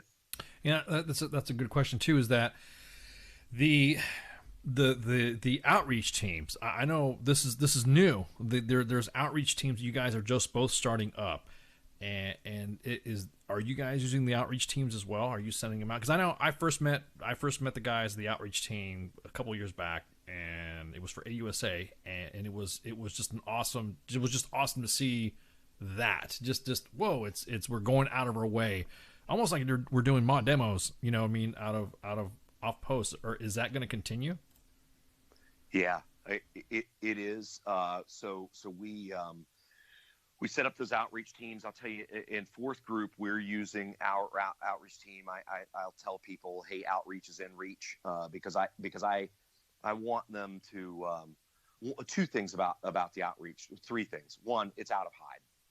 So we're actually pulling within the operational force. We're pulling a handful of soldiers in each group offline for a certain period of time, where we're asking them to be an outreach team. It's not anything that we, are officially told to have. So we're task organizing that. Right. The other thing that I would say about it, at least the way we do it in fourth group, is the outreach team, though it might go do some of the outreach itself, really what I'm using them for, and I think Jeremy has a similar way of using them, is they coordinate a lot of stuff on my behalf, so that the operations folks don't need to do that. But these visits, for instance, that we're talking about, may or may not be actual outreach team members, but the outreach team will coordinate that, and then they might, that'll get tasked out to one of the battalions and a company to provide some soldiers, and the outreach team will help brief those folks up. So they are really a coordinating body for me. And the last thing I would say about that is that outreach is in reach, because I think within fourth group, I've given them really 3 lines of effort: recruiting, retention, and branding. And we're doing better with some of those than others. But just talking about that retention, we've not done, I think, in our community the greatest job over the years. We actually our retention numbers are pretty high, but I don't think we've done over the years historically the greatest job of reaching into our formations and messaging and letting in particular our non-PSYOP soldiers in our formations really feel like understand they're under the umbrella, really understand what PSYOP is and what their role in PSYOP is. So I tell my team, outreach is outreach, but outreach is also in reach. Yeah, that's a good point. Jeremy, you have non-PSYOP MOSs in 3rd Battalion. Can you tell us what MOSs are those and how their restructure is happening? Because I know the 25 series is going through a radical restructuring as well. Yeah, there is. So we have the 25 Mikes, 25 Victors, 25 Romeos, a lot of the audio-visual side of things, multimedia illustrators and individuals who repair the systems. And that really is getting rolled up with the public affairs side of the MOSs. So they are going through a restructure. And I think it's going to be interesting to see how that works for us, because we're obviously a very niche customer when it comes to those MOSs. And a lot of what we do benefits the rest of it. So the 25 Mike, 25 Victor University that we run out of 3rd Battalion benefits a lot wider community than just our formation. So we're very interested to see how that merger actually unfolds, and what's it going to mean for us getting the individuals that we need and the expertise that we need to keep these multimedia expeditionary operations and the hard stand operations up and running. Now, is it going to be? That's a good question too. I have the team makeup. There's a recent restructuring of how a PSYOP detachment looks like now. Going over the positions, I got the HQ and the 3 teams. They're pretty rank heavy. How fast do these PSYOP soldiers make rank? I mean, is it a pretty rapid pickup rate? That ebbs and flows. It is. The debt is rank heavy. You've got a captain, a master sergeant, a couple of sergeants, first class, staff sergeants, and sergeants. So no E4 or below on the PSYOP detachment. But that's a really. I get to ask that question, and sometimes I'll hear people saying that rates are slow or low, and then I'll hear other people saying that they're high, and sometimes I don't know, they go to fisticuffs arguing those 2 points. But the reality is that really does ebb and flow. I hate to sound cliche, but it ebbs and flows on the needs on the needs of the Army.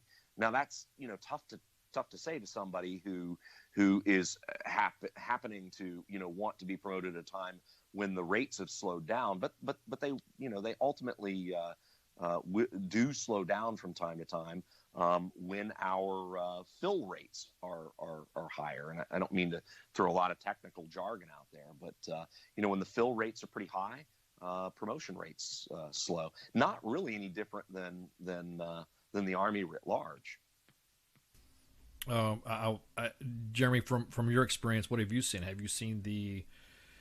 Because I know your organizations have a little bit more different. Are they mandated by the? Is it mandated obviously by the specific branches? Do you have that input to the 25 series, to the to the Signal Corps, to say, hey, look, is there an extra emphasis? Is their professional development model helped when they're serving in a PSYOP organization?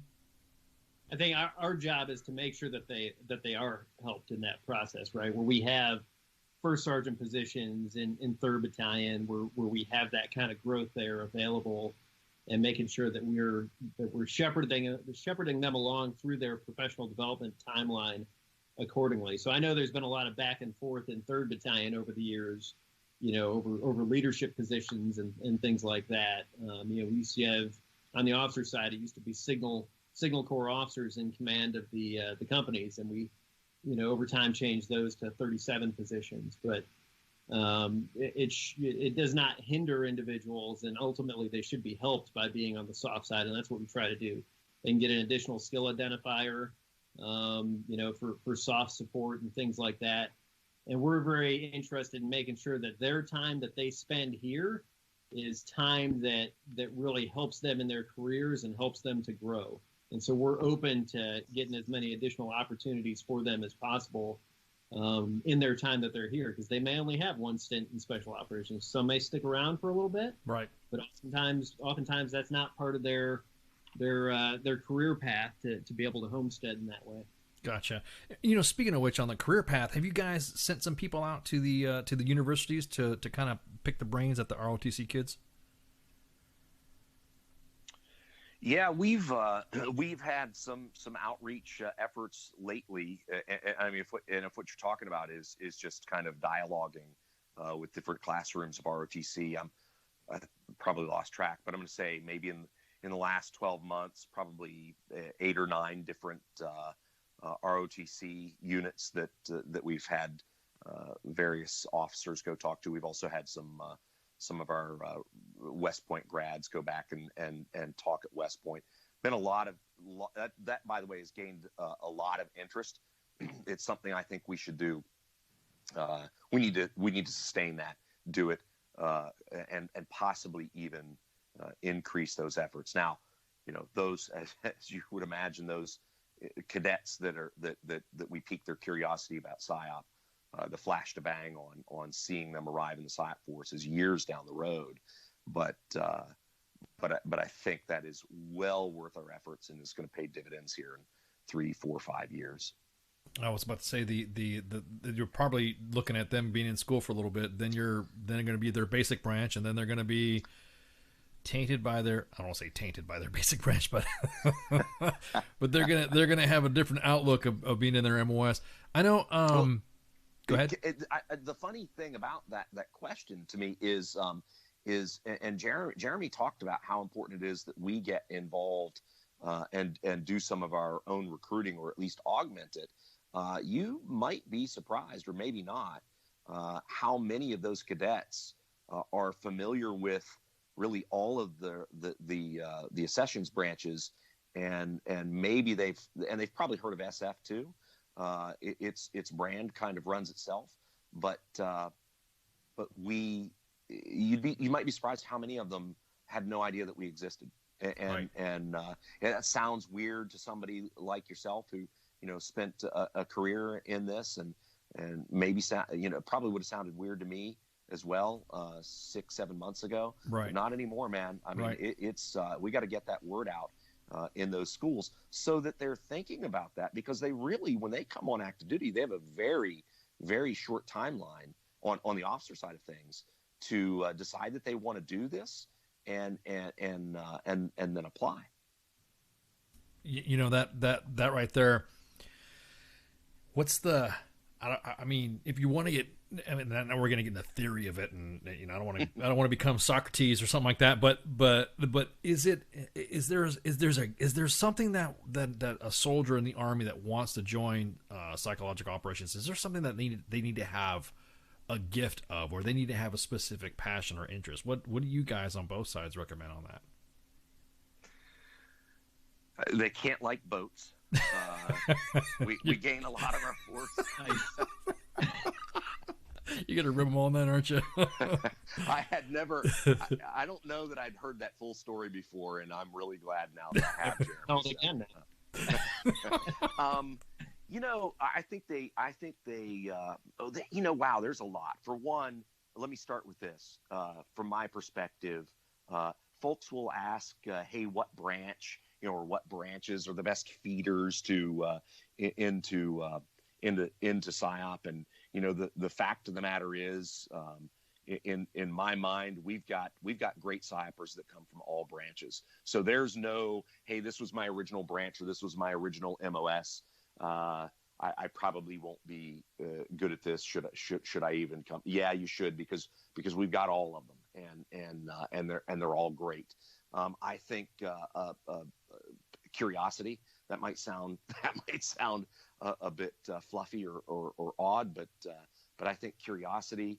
I think flexibility, and I really don't mean that in a joking way. I mean they really need to be able to flex to a variety of situations. We were talking about earlier about being in an embassy now and 3 hours from now being out in the jungle. It's really it can really be that extreme. They need to be flexible in being able to think at the tactical level and all the way up to the operational to strategic level, because our soldiers, no joke, do that. We have young, brand new E5 sergeants who find themselves thinking about operational and strategic level problem sets. So there's an intelligence, there's a flexibility, there's a creativity, and I think, frankly, just a curiosity. And if what I just described sounds maybe a bit chaotic, I've said that I need our soldiers to thrive in chaotic situations, and maybe even like them a little bit, and so I think that's healthy as well. What's your take on it, Jeremy? What's your? It's clearly a multidisciplinary field, right? And there's a difference between interest and aptitude. And so that's part of what selection is going to find out. Do you really have the aptitude for the kinds of traits that we're looking for, which talks to some of the things that Jason has.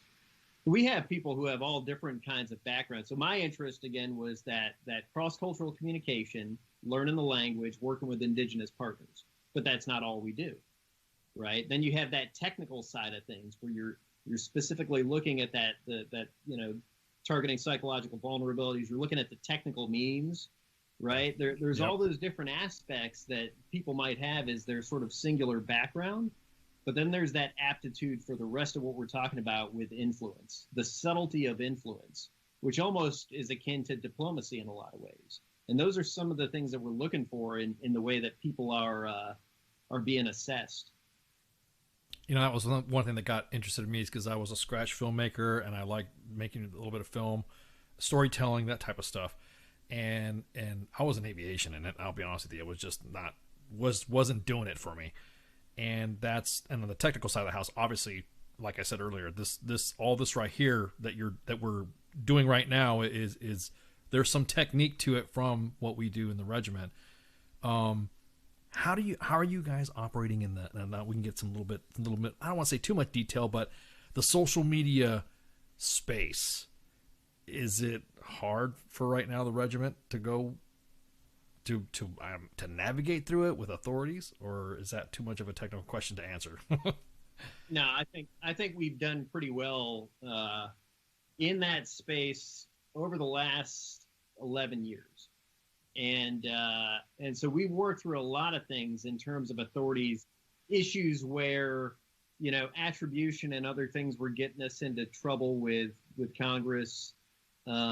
Issues over them with our funding.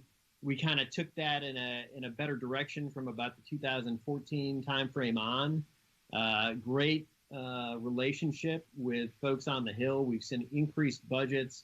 We've seen them, really trying to turn us into space against our adversaries. So we think back to the approval to do U.S. partner in non-attribution that came out based on the FY20 National Defense Authorization Act. That's Congress pushing us along. And that certainly speaks to social media spaces and the things that we're doing to be relevant, to be timely, to be at the timing and tempo of our choosing against our adversaries, and to be able to use all those different means. So I think that things have really taken an upturn over the last couple of years. Awesome. I think it's important because now that's our new domain, I guess you would say, when it comes to social media and the nuances of it. Okay, last one of the last questions I got. Heraldry, or history, distinct uniformed items. There's been a push for symbology that the regiment is now starting to push forward to, that we've been kind of seeing up and out. I know I have on my Twitter account and some of my other accounts, I have the Ghost Army patch, for example, or I'm talking about the gray, but spelled with the funky, AE name. What's the next goal for unit heraldry or distinctive uniform item? Because I'm hearing now that the gray beret is now going to be our symbol or our uniform item. Yeah, we're really working on that. And by the way, the funky way of spelling gray, I've actually got to look that up because I don't know what that is. Maybe you can school me on it. It's in the chat. I've seen it. It's what? It's in the chat. You'll see it. It's in the chat? Yeah. Yeah. Jeremy, feel free to jump in here too, because I will, because the holdup is on me. So we had a two-pronged approach to this. Yes, we did. I think I talked about it during my last town hall. And I took a run at one route while the window was closing, and it didn't pan out. But we took a stab with it. So now we have to go through what we consider to be the right route. And so what we're doing is we're making sure the package is solid. We've had discussions with HQDA G1 up there, the folks who actually handle this stuff, to make sure that what's in the package is correct. So we don't just, land something that's DOA when it gets up there. We're doing the coordination right now to get that package solidified between us and 4th Group and SWIC and have that right. And the idea is to be inclusive on this. Well, that's sticky, right? And it's sticky for some of the reasons that ICE talked about here, between the reserves and the active force and ownership, who owns them. So it's not a clean process where we had originally thought, hey, maybe it's USASOC approves it for just the people in the formation. Well, that's not inclusive. KPOC's a separate organization. Oh, wait, it's under reserve command. There's a lot of things involved where it's supposed to come from the ASCC. So we're working through that. So what I'm telling you guys is we're on to COA 2, which is fine because I took a stab at COA 1. Yeah. and we're going to be tight on this thing. And we want to make sure that we get the input from the stakeholders appropriately so it's one voice. So it takes a little bit more time to do that. We're going to have to do some engagements externally, but it's the right way to go, we think, to make sure that we're being inclusive of the force. Yeah, it's been a struggle in a way to kind of to take the deliberate approach because we know what we want to do. Honestly, you I think know that research into what people's interests were, what did match heraldry, what made sense, that goes back a couple of years. Get a lot of questions about a distinguishing uniform item, not just the gray beret, but certainly the gray beret as well. But there's got to be tremendous support. I don't presume to speak for the senior leaders of the regiment, but right. But speaking for myself and frankly, the handful that I talk to on a routine basis, this is supported. But as Jeremy's saying, if we do it wrong, it may not happen, or it may not happen as quickly as it might otherwise, or we might not get what we're trying to get. So really taking a deliberate approach to this, and I know that's not fast enough, but right. But so that people understand, we appreciate the timing, and the timing has to be right. And we're going to be coming up on a window of leadership change out. So this isn't back burner at all. but I had to give the first go around a shot. So it's okay. I remember. I'm gonna admit something right now. I assisted a little bit with that. I kind of helped with the pop, getting it, I guess you would say, socialized in certain circles, and they were, everyone around. It seemed like there's not anything negative about it. You know what I mean? So I already see that from what everyone else's, your input, both of the command's input and the soldiers' input and the regiment, the old timers too. I think it's good for us. That's just me. Yeah. Wow. Well, we ran over time. I think it was because I think Jeremy was blabbing too much about the boats. Spanky wouldn't stop talking. Yeah, exactly.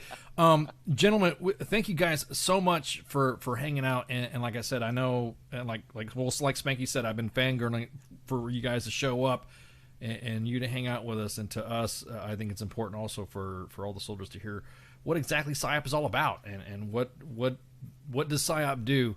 For that, I also tagged the Special Operations Recruiting Battalion. So, you guys got any last things you want to say before we take a break? Yeah, I appreciate the opportunity to be here. Very proud of the folks who we have in both formations and the PSYOP who are serving writ large. And I think that anything we can do to pull people in, to make them aware, is ultimately helpful to our cause. And hopefully there's some people down at JRTC or whatever who are listening. Yeah, you know what? Go ahead, Jason. I'll tell a story. Go ahead. I was going to say, likewise, I appreciate the opportunity to be here. It's frankly great talking to a fellow PSYOPer, and always happy to talk about PSYOP and brag about our soldiers, both PSYOP and the other CMS within our formations. We've got a spectacular team, as you well know. Exactly. It was a true honor to have you guys on. All right, guys, we're gonna go ahead and take a break right quick. So with that, we'll go ahead and go refill your glasses, go take a leak, smoke them. You got them. Shots.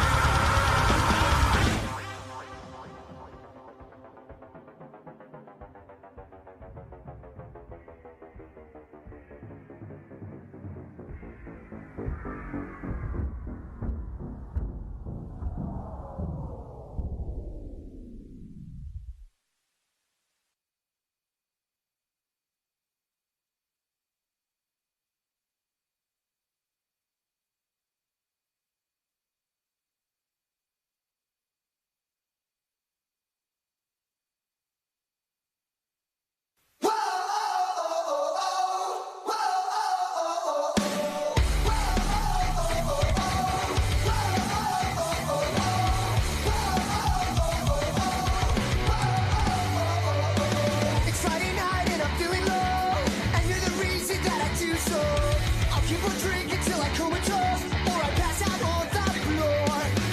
You got me staring out the window. 8 hours late and you're a no-show. Where I'm from, that's called a no-go. I guess I should have known. I'm sleeping with what I open, hoping to make it whole.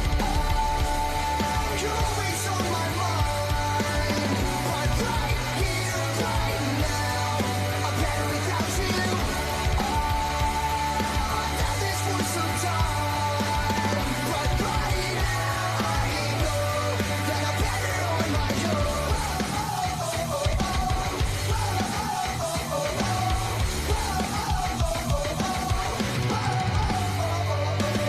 Remember when we used to lay in bed and talk the night away? Today it feels like you have nothing left to say. I pack my bags and collect my things. Take what you want, but you can't have me. I'm keeping my heart under lock and key wherever I may roam. Sleeping with what I open, hoping to make it whole. You're always on my mind, but right here, right now, I'm better without you. I've done this for some time, but right now I know that I'm better on my own. You and me are heading for a disaster, one I cannot ignore. I'm moving forward, you're moving backwards. I can't take anymore. So come on, you're always on my mind, but right here, right now, I'm better without you. You're always on my mind, but right here, right now, I'm better without you. I've done this for some time, but right now I know that I'm better on my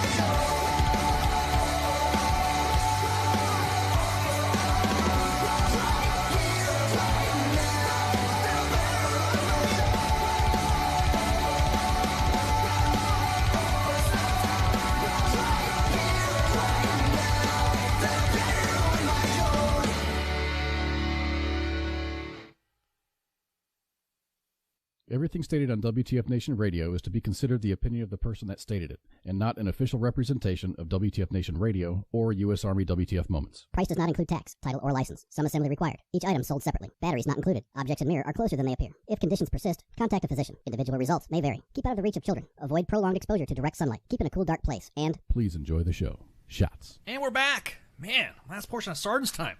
I'm getting a flood of freaking questions in here, and man, whew. Thank you guys so much, and I appreciate your all support. Y'all been PSYOP. There you go. I was taking note of all of the audience questions. Yeah. We did not have time to get to all of But them. I can answer some of them, and I can get some of the I know I had a couple of questions. One of them was are the leaflets biodegradable? are they on recycled material? I will say this, that the leaflets have to be a tad resilient when you're littering the battlefield. You know what I mean? They have to be a little bit resilient within all weather conditions. Some of our joint partners actually use different types of leaflets as well. The paper, but usually it's whatever is contracted or whatever we can. There is no specific super PSYOP leaflet, but that's classified. Did we even have talking leaflets and stuff? But I can't tell you that's classified too. That's whatever. Right? I can't tell you. Depends on exactly that, Dean. Depends on the paper type and depends on the quality of the paper. Most countries that we work with for the type of leaflet stuff, like Korea, I think they stopped doing. They used to have I think plastic leaflets, so you can literally it'll be all written in plastic, clear cellophane type stuff. But again, it depends on the paper type. Yes, they still use loudspeakers. PSYOP still use tactical PSYOP teams still use loudspeakers, and that is organic to the 9th PSYOP Battalion in 8th Group, Speaker Monkeys. But yeah, so there you go. There's some of the other questions in there that I think they were already asked. It's like Hallmark cards. No, it's like it's in the Hallmark cats. Nationally, I've never seen anybody do a Hallmark card before, but we do those type of printed mediums and stuff like that, and now everything's going more digital and all that. But yeah, anyways, so what was I gonna say? Wow, that was cool.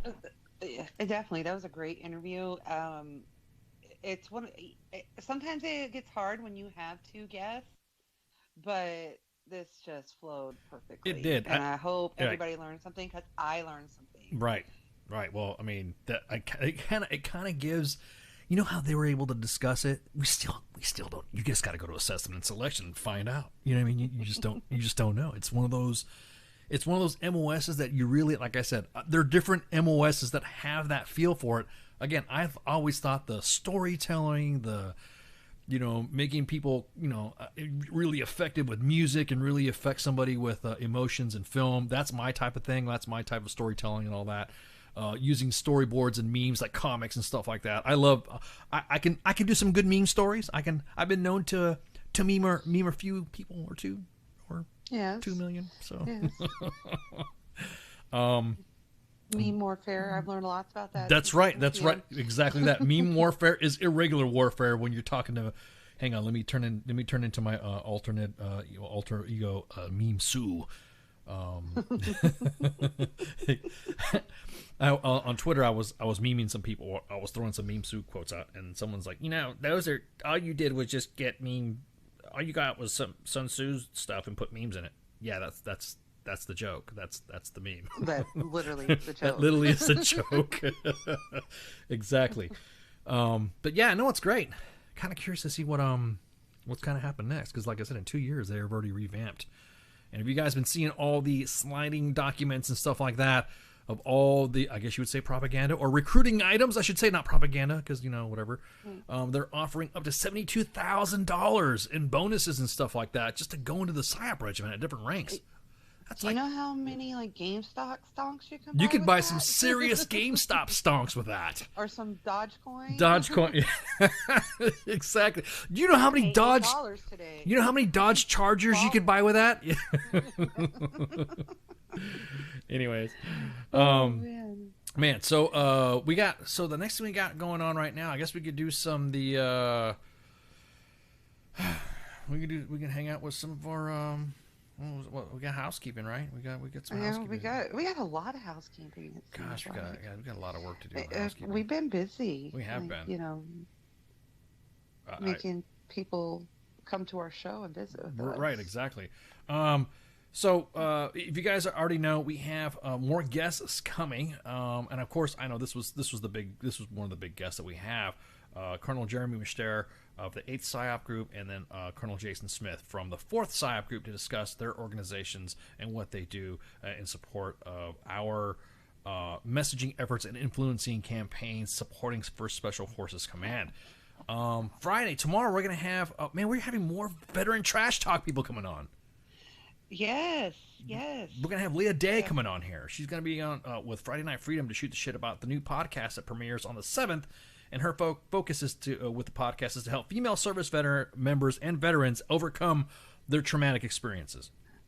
And she's going to. We will be joining VTT. Well, I was about to say, what's the deal with us? What's our story? Yes, we will be on. We're returning the favor and going on to Veteran Trash Talks podcast, and we'll be recording it on the 20th of February. Yes, I need to put that in the sheet so that everybody can let you know. Yes.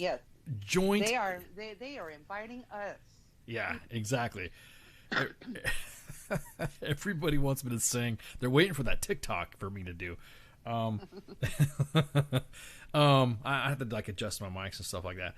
2nd Striker Brigade Combat Team, 2nd Infantry Division Colonel Chung is going to be coming on the 11th of February for Sergeant's Time. He's going to be on. He's the Lancer Brigade Combat Team. He's the dude that's like an awesome. It's awesome. If you haven't checked it out yet, the Lancer Brigade Combat Team has one of the most baller freaking podcast setups I've ever seen. It's pretty awesome. He's going to be here to shoot the breeze about his leaders and soldiers within his organization, and talked about how he develops and grow adaptive leaders are empowered to use their initiative and take prudent risks and exploit opportunities to accomplish the mission that are coming. And they're also going to come on and talk about their unit and their new podcast, The Leadership Experience.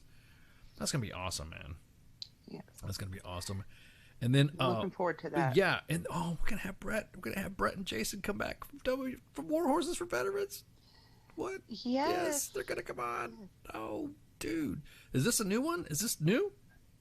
Oh yes, it is. We were just finalizing that up. I got to see exactly what I put on the cut sheet and make sure we don't misspeak because we just were finalizing that up. Right. Okay. All right. I won't. Okay. So it's going to be Brett Courtwright and Jason Kleepak from War Horses for Veterans. I got the dates mixed up, but it is going to be on the 8th Monday. So it's going to be this coming Monday. This coming Monday right now? It's going to be coming on? Okay, cool. Yes. They're going to be hanging out, and they were former law enforcement individuals. Brett has spent 13 years in law enforcement, specializes in crash reconstruction, was assigned as a recuse driver on the SWAT teams. M113, they got an M113 on their SWAT team? I got to see pictures for this. And other assault vehicles. And then Brett spent 6 years as a motorcycle enforcement officer and heavy vehicle inspector. Brett has been involved with War Horse for Veterans since 2019, is now the director of development in the organization. See, they're growing. War Horses got more stuff. Absolutely. They I'm sure they're going to update us. Right, yeah. Yeah, I know. I can't wait. Newness. The newness, the hotness. And then, of course, Jason Kleepak from War Horse Veterans, met him before. I hung out with him when I visited War Horses, and I spent some time, a couple trips out in Kansas. Jason is an Army veteran, served 17 years in law enforcement, and is now retired. Him and his wife Shannon have been married for 20 years and have 3 daughters, and horses have been part of their lives and childhood. And he also is involved with the, if you guys not checked anything out of War Horses for Veterans, go on to War Horses for Veterans, check them out, and they're a great organization. 18 February, like I said, that's going to be our next big guest. We have Command Sergeant Major John Foley of U.S. Army Recruiting Command. Woo, man, Recruiting Command. That's like a big deal. That's a big deal to have the USREC, anybody from USREC coming on here and be part of the WTF Nation experience. I'm excited. I can't wait. I'm going to ask them why they keep getting messages to my daughter. Ooh, yeah. Leave her Well, you know alone. what? Well, we can. No, literally though, Spanky, we can ask that question. Hey, why you? There's got to be some way for it to be filtered. Yeah. By ages. Why you bugging kids? And at 16, I'm not even really mad they're contacting her because that's about when you need to start thinking about it. But when they did it a year ago and she's 15, that's like slow your roll. Right. right. down. Exactly. So this like Recruiter Time said, this warms our hearts to see the member of anybody from USREC join us to shoot the breeze and talk about it. And there's some initiatives and stuff that I kind of, they wanted me to look over some of their stuff. Mm-hmm. And I'm kind of like, oh wow, they got some good information to put out. So again, I can't wait. Don't forget, we have our podcast load up. I was just telling Jeremy and Jason of all the podcast information we're broadcasting on and live casted and podcasted on 14 different platforms. And you guys will be able to download it on wherever you want on Apple Podcasts or Google Play. Or you can just listen to it right here. We have a show tomorrow, which is Friday Night Freedom. Obviously, Saturday and Sundays are off. We have the Monday edition with myself and Fleesh. And then Tuesday with CQ and the uncultured, unpop cultured radar. I love their banter. Their banter last week was a fun show. Oh yeah. Their last show on Tuesday was a pretty good show. So anyway, 4 times a week. And again, of course, you can listen to us on all the other platforms. Make sure you tune in 2000 or Eastern Standard Time or 8 p.m. for those of you who don't habla. That's when our show starts. Laughs, memes, gifs, whatever. You got anything you want to say before we punch out, or you got? Because I don't flash. You guys, you guys telling me we need to have like final sayings and all that. Not a final saying, but if any of y'all, with all of these guests that we just listed, if you want to send in questions ahead of time, you're more than welcome to. You can PM to us on the radio page, or you can send them to me at contact@WTF Nation Radio. One of us will definitely see and respond to that email, especially for the U.S. Recruiting Sergeant Major that's coming on. We have several questions in advance, so I'm letting him know the topics. I won't be sending who sent what question in. They will not know that. You can send a question in anonymously. So just want to put that out there that you guys can send them in. And like I said, tonight we got a whole bunch from the audience, and we did not have a chance to get to all of them. We apologize, but we do our best. Exactly. Do our best. Exactly. No, I'm not going to sing. I'm not going to sing. I just woo. Exactly. I cannot sing. Yeah. Kick me off the air. Yep. So the only thing I got to say is that my final saying, I guess my saying for the night is that you can't be bitter and expect your life to be sweet. That's just the way it is. That's some life lessons there. But also, I just want to extend our condolences to the PSYOP regiment, specifically with the 4th PSYOP group and the sudden loss of Master Sergeant Gable Gifford, who suffered a heart attack and passed away. So that's who I had posted up at the beginning of the show. And so with that, y'all have a good night. Thank you so much for hanging out. And again, we appreciate the PSYOP regiment for hanging out with us. So with that, shots. Night. Night. Hey, this is SEAC retired John Wayne Troxel.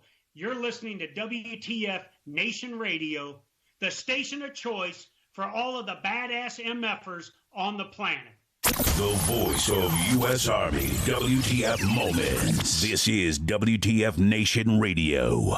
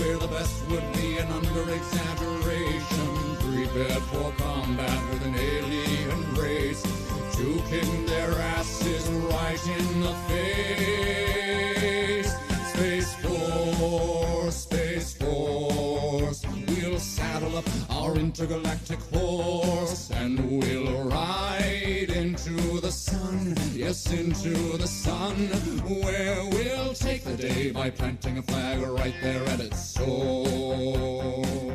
Space Force.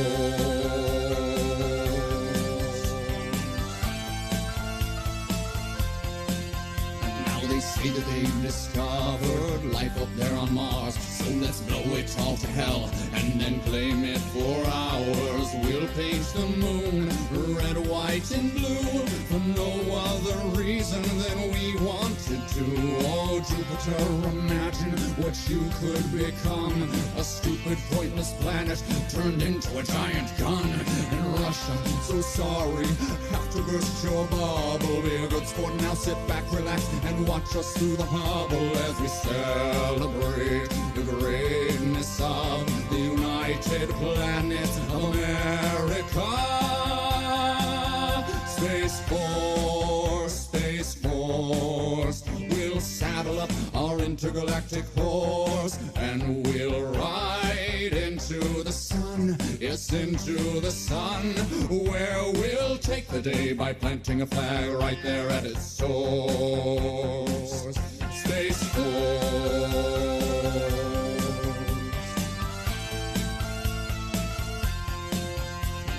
We'll go to infinity and beyond, beyond. You'll hear our manly voices singing Space Force strong. The critics say sound doesn't travel in space, to which we reply sound will do as we say. Oh, Captain Kirk, your achievements, though notable and fine, as far as we're concerned, this is Deep Space Mine. And big fans, but Lord Vader, step away from the lightsaber. There can only be one, of course. Space Force.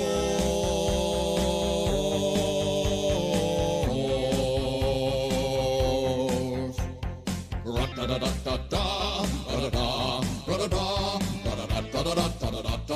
Ra-da-dum, dum, dum, dum, ra-da-da-da-da-da, ra-da-da, ra-da-da, ra-da-da-da-da-da-da-da-da-da-dum, dum, dum, dum, dum, dum, dum. Space Force, Space Force. We'll saddle up our intergalactic horse and we'll ride into the sun, yes, into the sun, where we'll take the day by planting a flag right there at its source.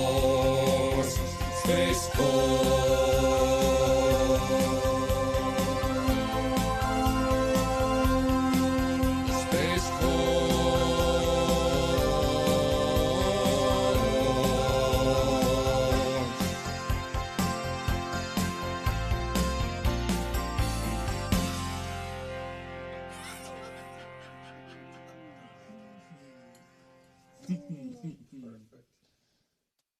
Everything stated on WTF Nation Radio is to be considered the opinion of the person that stated it, and not an official representation of WTF Nation Radio or U.S. Army WTF Moments. Price does not include tax, title, or license. Some assembly required. Each item sold separately. Batteries not included. Objects in mirror are closer than they appear. If conditions persist, contact a physician. Individual results may vary. Keep out of the reach of children. Avoid prolonged exposure to direct sunlight. Keep in a cool, dark place. And please enjoy the show. Shots.